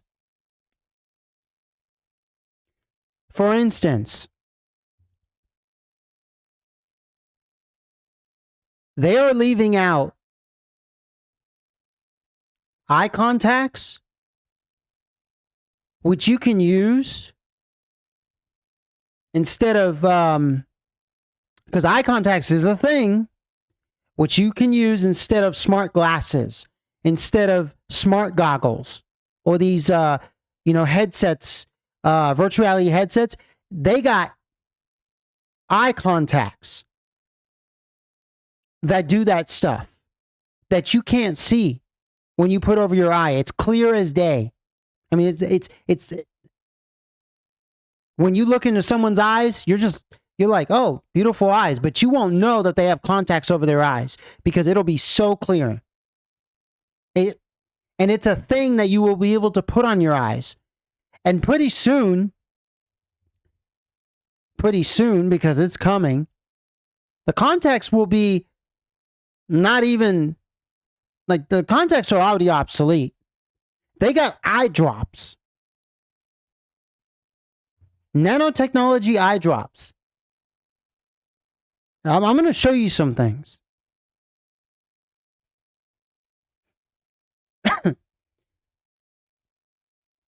As a smart city data marketplace. As you can see, LA's vision for becoming a smart city is already becoming a reality. As a 3-time United States Digital City Award winner, the City of Los Angeles has been investing in the infrastructure, the apps, and the data tools to be a globally recognized smart city. But as technology evolves, so our smart city must evolve too. That's why we have developed our Los Angeles Smart City Strategy, known as Smart LA 2028, as a roadmap to the 2028 Summer Olympics. It includes 56 new goals that use technology to transform the way we live, work, and move around LA. Check it out here. Thank you.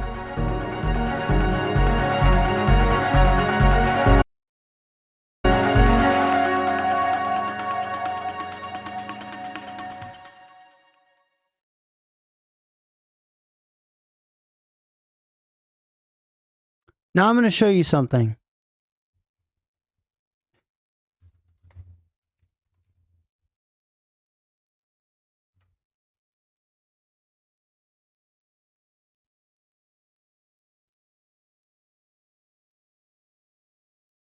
I'm going to show you something.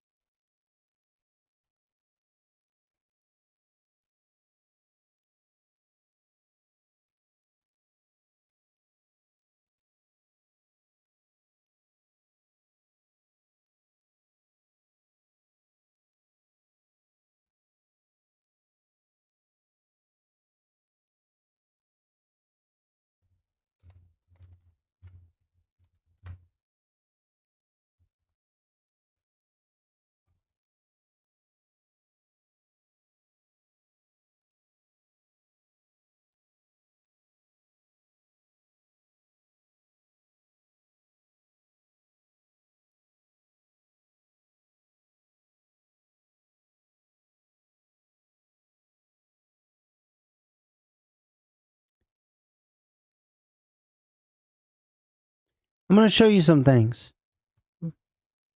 You can't make this stuff up, y'all. Police officers are starting to use AI chatbots to write their crime reports, but will this hold up in court? Basically, the way that this whole thing works is they take the audio from their body cam of any incident and they upload that directly to the laptop, and then AI goes ahead and uses that to write a report on how the crime occurred. Now, the way that the policy is written, you're supposed to use that for your first draft. You're supposed to go over it and rewrite anything that the AI missed. But how many cops do you think aren't going to follow up and they're just going to run with whatever the AI spits out? Personal prediction, I see this working for maybe a few months and it turns into a complete disaster and a bunch of people get off on stuff they should have been hit on and then they have to stop the entire procedure. Let's face it, the legal justice system in this country is already messed up enough. I can't imagine what could possibly go wrong with trying to flagship making AI do as much of our policing as humanly possible. What do you guys think is going to happen with this?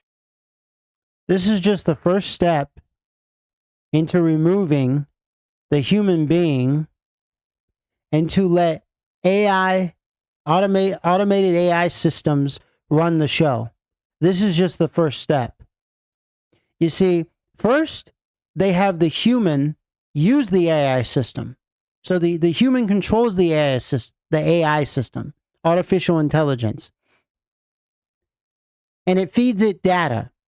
Okay? You see, the movie Minority Report, I think it is the one with Tom Cruise, where they have these two AI bodies and, you know, pre-crime. This is basically the first part. We are witnessing the first stages of pre-crime, the first stages of AI being used in law enforcement, in crime. So you see, right now, all these devices we have, the Internet of Things, all these things we're using, we're controlling. I'm you see this mouse. I have my mouse here. I'm controlling the mouse of where it goes, the clicks. But in the future, it's going to be AI doing that. And like I said before, at some point they're going to say, oh, AI is sentient. There's a sentient AI. Maybe possibly some demonic force could come into the electronic system and take it over, and then it would be sentient, but, or it gets shocked by lightning. But like I said before, come on, that's a farce. I'm not ruling it completely out. Well, let's come down from the tree a bit. It's a farce. Okay, so this is the first step. Policing is going to be done by robots and AI, and I'm going to show you some things. I just typed in something and just clicked a few videos to pop up here, but I'm going to show you, okay? Okay? I'm going to save this one for a later video. I'm going to bookmark it because I'm going to use it in a later video. But let's take a look at some things. Cops are using AI to spy on you. Yes, they are, as a matter of fact. That's nothing new. And stuff like that. They've been doing it. Let's take a listen to what this woman has to say.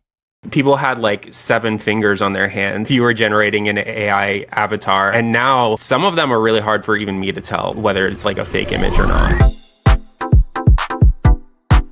Imagine you're an immigrant and a friendly mutual on social media or in a Discord server suddenly starts chatting with you. You become close and maybe make an offhand comment about politics. Before you know it, the police have a full record of your conversation and comments, and you're being deported. Massive Blue is a company that's working with police departments across America to bring this type of surveillance infrastructure to life.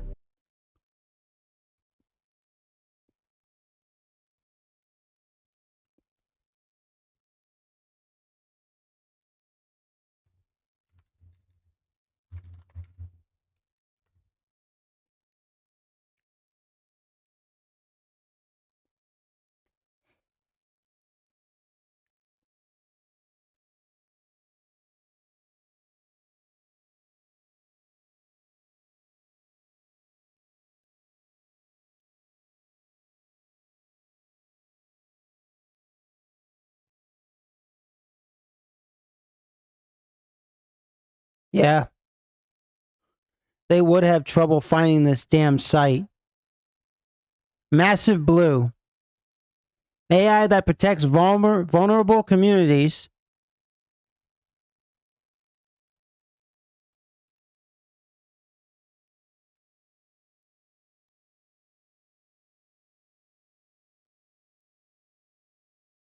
And secures private entities. Detect, disrupt, deter. Adaptive AI fusion solutions for identity threats, disinformation, and infringement. Disrupt, scaled, agentic engagement, and thwart nefarious acts and actors. Deter, prevent future threats through demand reduction and content protection. Massive Blue. Our solutions. We build and deploy AI tools that enhance enforcement, protect identities, secure digital rights, and support ethical innovation. Overwatch. Serve law enforcement, operation, tempo, and personnel protection. This is something they would deploy right now to the LA riots. Because, they would identify threats, disinformation, and infringement. And all the people online talking about the LA riots and speaking the truth on it, they would view that as a threat, so they would send law enforcement to your house. Do you see how this works? Do you see what is being built here? Triforce, huh? These are all symbols. The Triforce, the shield. And that's not really a shield symbol, but the triangle? Oh, come on. Freemasonry? Illuminati, anyone? Adam Weishops? Ring a bell? And I know what else rings a bell. Triforce? Nintendo? Zelda? Come on. Is that just a coinky-dink coincidence?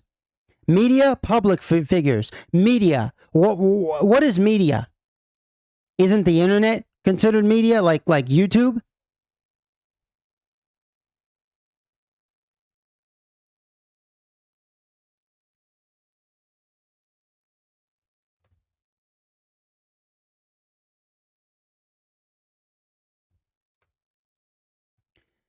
The main means of mass communication, broadcasting, publishing, and the internet, regarded collectively. Plural form of medium. Media. That's what media is. The means of mass communication, broadcasting, publishing, and internet, regarded collectively. National security defense. So, right here, learn more about Triforce. Protect and secure public figures, media, and intellectual property. Protect and secure media? You mean monitor media? You mean make sure that people like me, people like my community, don't tell the truth? Not protect us, but get us and protect you guys, protect the demons. Automated infringement detection, scaled takedowns, physical threat detection, IP lockdown plus authentication, core focus, IP infringement, reputation management, enhanced security.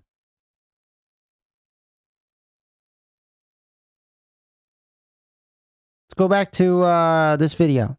They're creating an endless stream of AI-generated people online to interact with and collect intelligence on college protesters, immigrants, political activists, and alleged criminals. 404 Media's Jason Kebler has been exposing all of this. Today, he joins me to talk about digital surveillance, how Digital authoritarianism. Should we look that up?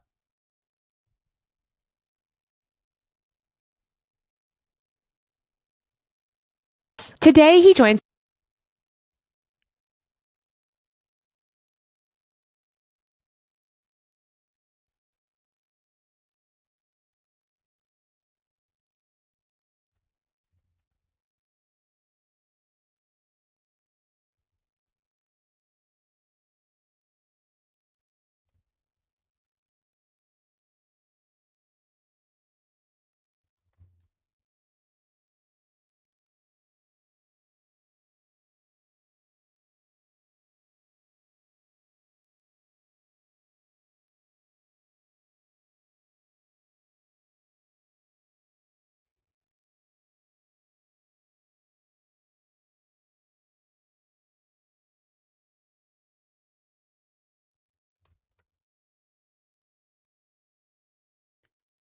And I know this is AI. I know I've been reading what AI says, and I know that a lot of us shouldn't even be doing that.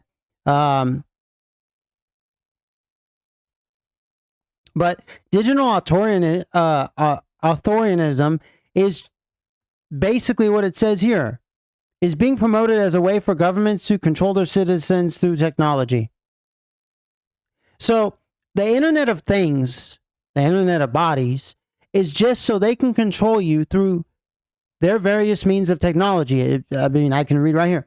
Digital authoritarianism refers to the use of digital technologies by authoritarian regimes to control and repress their populations.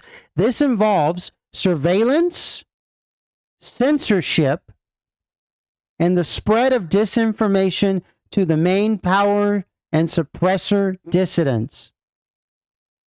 Just what they're doing now. They do this on YouTube. They do this on Patreon. They do this on the internet. Wherever you go, they do this outside. You go in a public square and you start speaking out, they come and get you. Because just because you go out into a public square doesn't mean they're going to come get you in the old-fashioned way. They're still using their technologies to come get you. What is their technologies? What are their technologies for when you're standing out in the middle of a parking lot speaking the truth? They come in a vehicle. They have handcuffs. They have guns. Those are various technologies. It's not just digital. That's more old school. But the digital is with cell phones, the computer. You know, digital age technologies. Where there is the more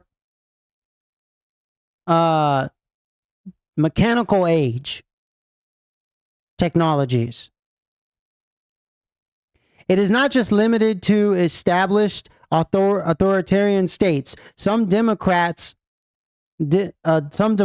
are also exhibiting tendencies towards digital authoritarian practices.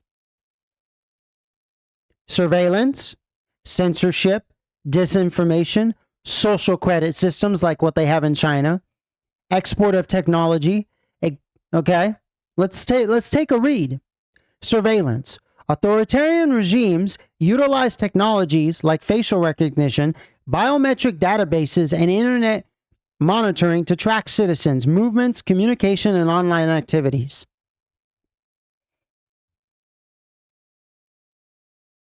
It's what they're doing in China. Biometric.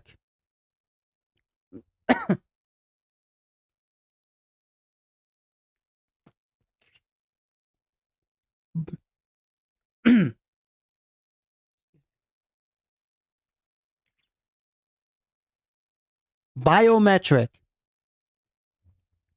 What is bio? Bio? Your skin, your body? Biotechnologies? Biometric? Okay. Facial recognition.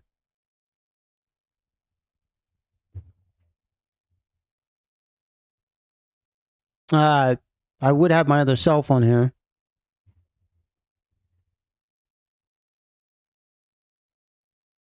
But like all of you who use your cell phone or your computer, most likely a laptop, because I'm using a desktop right now, and there's no camera. I mean, there's cameras attached to it for when I use OBS, but like laptops or cell phones or tablets, or you going into like an office building, facial recognition. When you have to show your face, your face has to be scanned.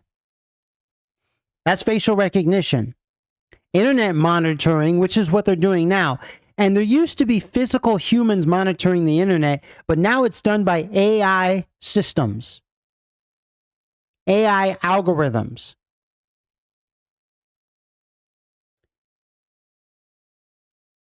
To track citizens, movements, and communication and online activity.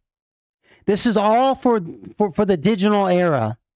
You see, when the humans created the digital era, at first, because I was alive, I was like a young child, an early teenager during the early days of the digital era, because the digital era started before me.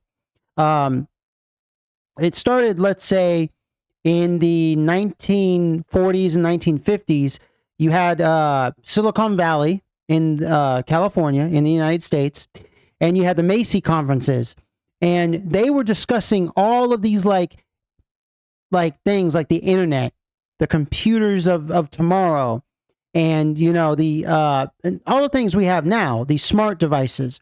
And I was, in I would say 98, 99 to like 2005, 2006, I was I was there. I was alive. I was a child, a young child and a teenager. And I remember when my buddies were downloading music off of LimeWire. Oh, yeah, it was fun. It was awesome.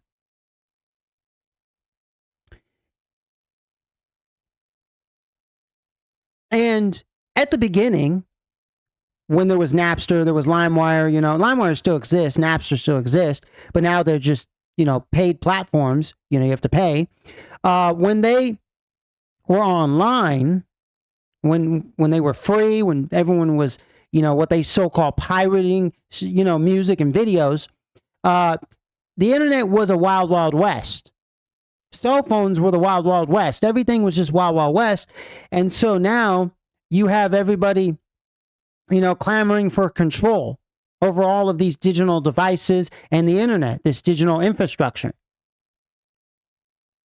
Because, see, and a lot of people, will say, oh, it's a state of delusion. Oh, you don't see through that, this and that. You're delusional. No, look.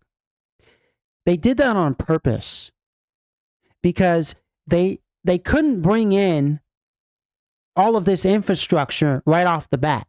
So what they did was they created a wild, wild west so that people would say, hey, we want to do something about this wild, wild west.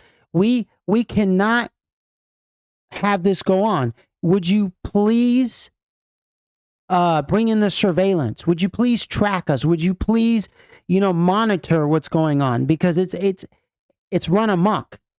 But it was all by design. And it started long before I was born. We're just talking about in the modern ages, modern times, 1900 onward. Censorship. Detail authoritarianism involves restricting access to information, blocking websites, and censoring online content to control the narrative and limit access to alternative viewpoints, which is what they've been doing for the longest time. But see, one thing we have on our side is called the Internet Archive. Now, they're trying to hack the Internet Archive. I mean, they've hacked it before. Because in the last 3 years or 4 years, there was just recently a big hack. Because they don't want you to gain access to certain websites like what they just tried here with this website. You saw me go on this website, Massive Blue, and it was having some issues because they don't want you to know about this stuff. Restricting access to information. They don't want you to have certain types of information because that information gives you the power to take them out. It elevates your power. It increases your power. They want to reduce your power. They want negativity inside of you.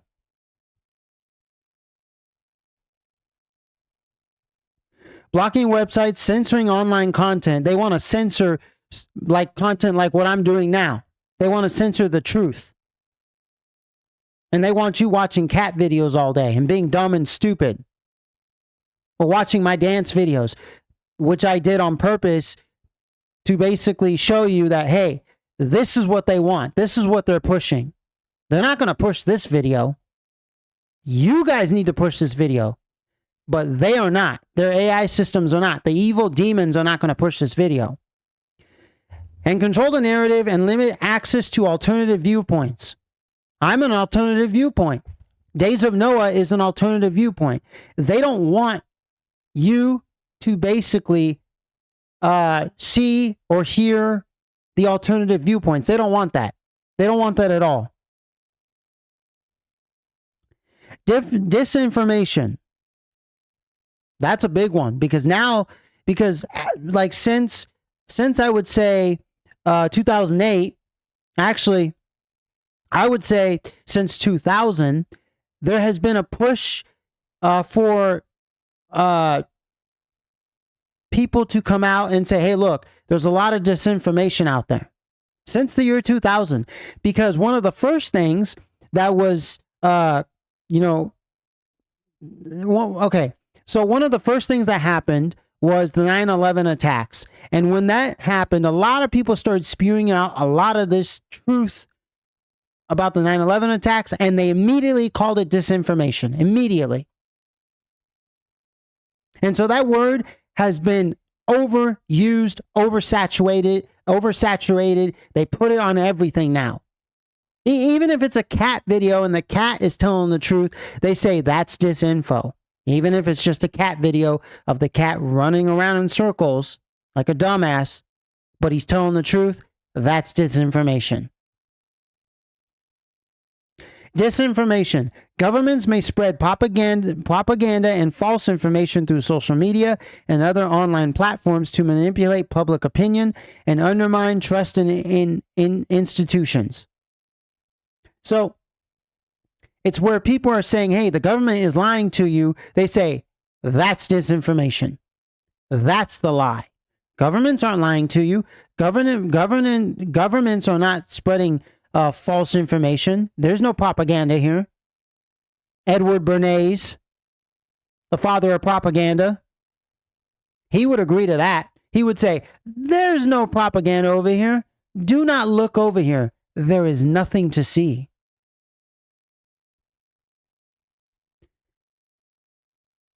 Governments do that all the time. You see propaganda everywhere. Look at what's going on in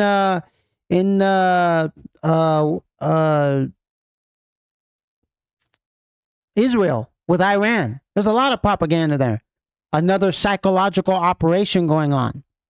Because it's not about Iran. It's not about Israel. What it's about is it's about the Internet of Things. It's about the technologies that are being put forth. Because in Israel, because Israel is it's a big test bed for all these new technologies.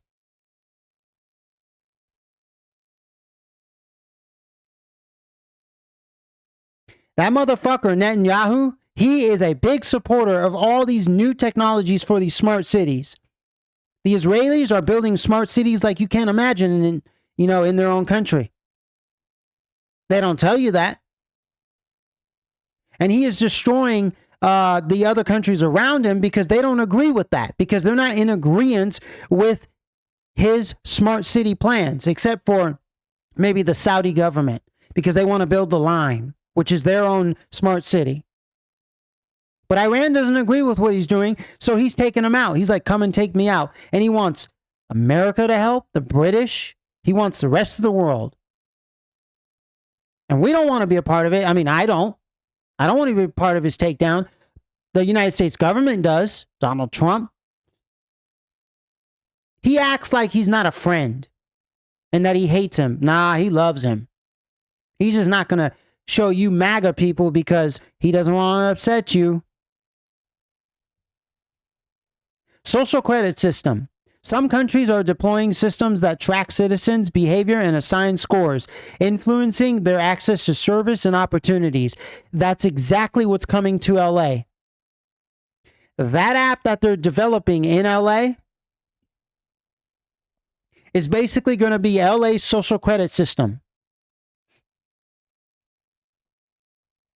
If you don't have that app, you will have no access to anything in LA. You can't even buy a house in LA. You want to move to LA? You're fucked because you need the app. And the app's going to control every facet of your life. You want to microwave top ramen in your microwave? Well, you're going to have to do it through the app or some app. You're going to have to, if not, you cannot eat your top ramen. And hey, you want to live on the cheap? Go through the app. Oh, well, the app denied you saving money. You're not allowed to save money. You must buy that expensive item. You must blow your money. What you must do is you must spend the $100 so that way at the end of the day, you don't have money to pay your electricity bill. Oh, that's too bad. Then you can't watch TV. You can't turn on your lights. Too bad, too sad. Fuck you.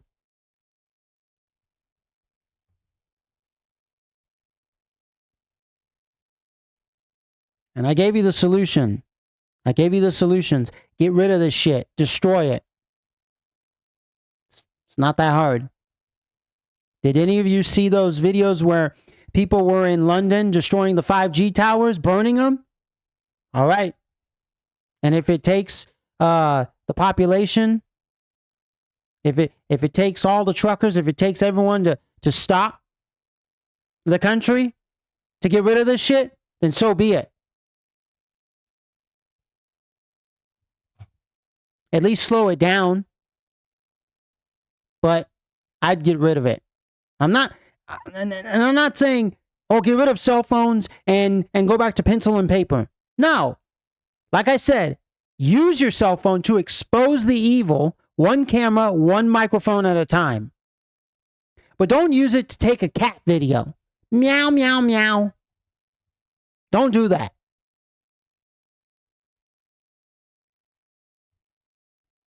Export of technology. Authoritarian states, particularly China, are exporting their digital surveillance and control technologies to other countries, potentially enabling similar practices elsewhere. And it's not just China.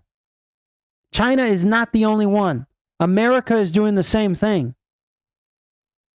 So are the British. Every country has their own shit, has their own stuff, and they're exporting it to other countries. All countries are exporting it to each country, to themselves. They're all in the same boat. It's not just China. They say China here because China's a big country for one thing, but they're trying to play the whole China versus whatever country narrative. And that's not going to work on me. It's all countries are doing this. The whole world is involved. Not just one country, not just 3, not just 10, all. Everybody. With the exception of those who are like me, that know what the fuck is doing, and we're not involved in this shit. We use their systems and technologies against them. Examples of digital authoritarianism. China. See, look at right here. China, Russia, Iran. Egypt, look, other examples. Egypt, Sri Lanka, and Venezuela. See, that's why I said it's not just China. It's everybody. I mean, they didn't mention everybody. They should have just said examples of digital authoritarianism, everybody. But no, they just had to name these because they don't want to say it's everyone. They don't want to say it's a one world system, one world order. Which is, a lot of people say that's old. That died out like in 2005. That was the old George Bush and George Bush Sr. era shit and Bill Clinton. No, it's just changed. It's just changed the look. It's just a new word. Now it's the what is it? Not the World Health Organization, but it's the World Economic Forum. It's the same shit, just repackaged, rebranded. They don't call it New World Order anymore because we caught on. Because we caught on. And so now they're selling it to us in a more beautiful package, words that are like, oh shit. Oh, look. And right here, I just clicked on techno-authoritarianism. We're going to get to that. I love techno music. I love techno music. Invented in the 80s. The first techno song was Techno City. I love techno. I'm a big techno music lover. But we're going to get into what techno-authoritarianism means.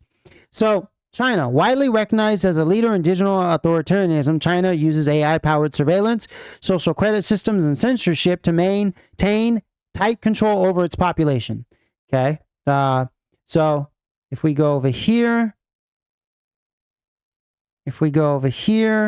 what's this? China deploys humanoid robot to patrol the streets. Huh. And what did this say right here? China, the first one, widely regarded as a leader in digital authoritarianism. And right here, let's take a look.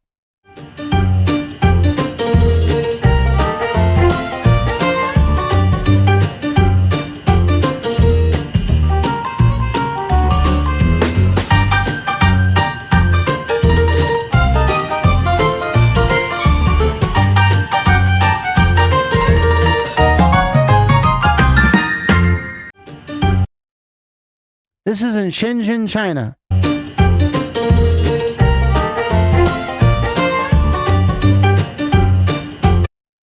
Shenzhen, China, where there's a lot of factories. So I wouldn't be surprised if this was made in Shenzhen, China. This is the beginning. Here's techno-authoritarianism right here. I mean, digital authoritarianism and techno-authoritarianism. This is an authoritarian regime. And like it said, there's even democratic regimes moving to this. All places on the planet are going to be authoritarianistic.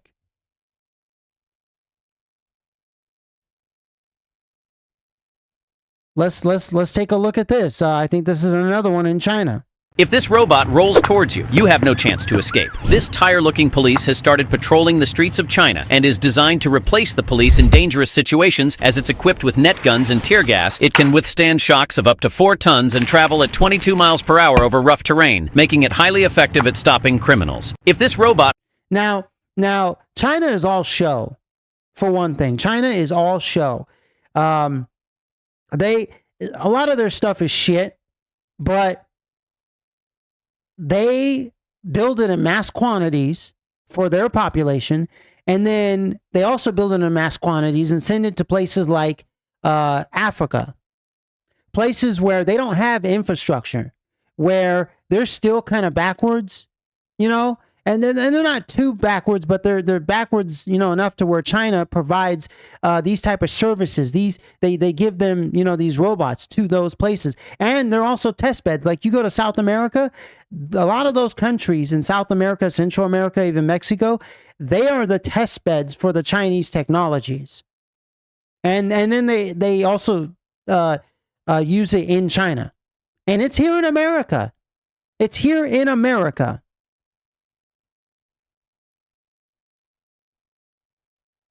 Dubai. Nah. Look what the police are moving in Dubai. Fasten your seatbelt. Stop using your phone while driving. Oh my days, we are done. Nah. Look what the police are moving in Dubai. Fasten your seatbelt. Stop using your phone while driving. Oh my. Now, a lot of people, you know, could say, "Oh, that's AI and shit like that." You know, there's that too. There's that. We can't, you know, but come on. I mean, you've seen the AI videos that people can create now. Sure, maybe it's not what's, you know, maybe they just haven't given us the actual AI video softwares, the real good ones. We get the shitty ones, you know. But aside from that, look at this. In Dubai, and I'm not surprised. I'm not surprised, and it's a Tesla Cybertruck. I'm not surprised. The Elon Musk he's the one pushing this stuff. Him and his Neuralink. I think a few years back he said he wanted the majority of American police departments to have his vehicles, electric police cars. He would be the sole de facto. He would be the sole provider of electric police cars or police cars in general. Although his company's failing, he's a piece of shit. His company's failing. The company he is CEO of is failing. Tesla's failing. But this is what they want. This is what's coming. If you let it happen. Let's take a look. New at 5, a SWAT team in Los Angeles used a robotic dog to end a standoff early this morning. It started about 4 a.m. on a Metro bus. A passenger noticed the suspect in this case was sleeping on the bus with a gun under his seat. Well, the passengers and the bus driver evacuated the vehicle. Police then deployed the robotic dog. You just saw Spot, which boarded the bus and retrieved the gun. The suspect eventually then stepped off the bus and surrendered. There was no one hurt.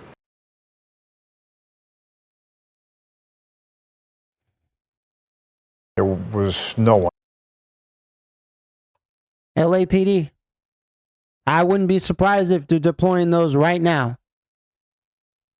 in the LA riots as test subjects. Like, use these as test subjects. Use these in the test of riots like that in case we actually do start the revolution. I wouldn't be surprised if they have these right now, other than their body cams.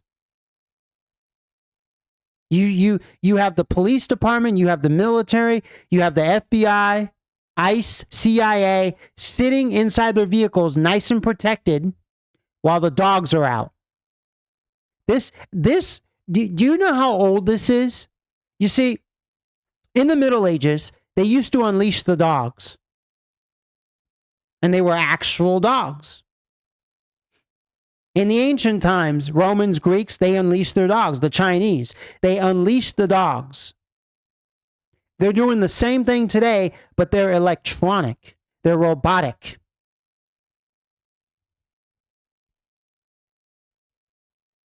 I got to get going to bed here. I'm going to do part 2 soon. But I want you guys to understand what's going on here. And I want you to see where things are headed. I'm going to get my rest.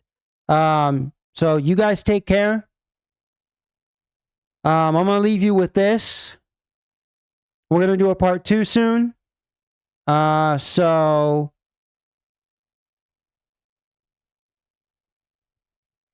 yeah. Like, subscribe, share, hit that bell notification, thumbs up, thumbs down, and let's continue on with part 2. So we'll do that, and yeah, that's it.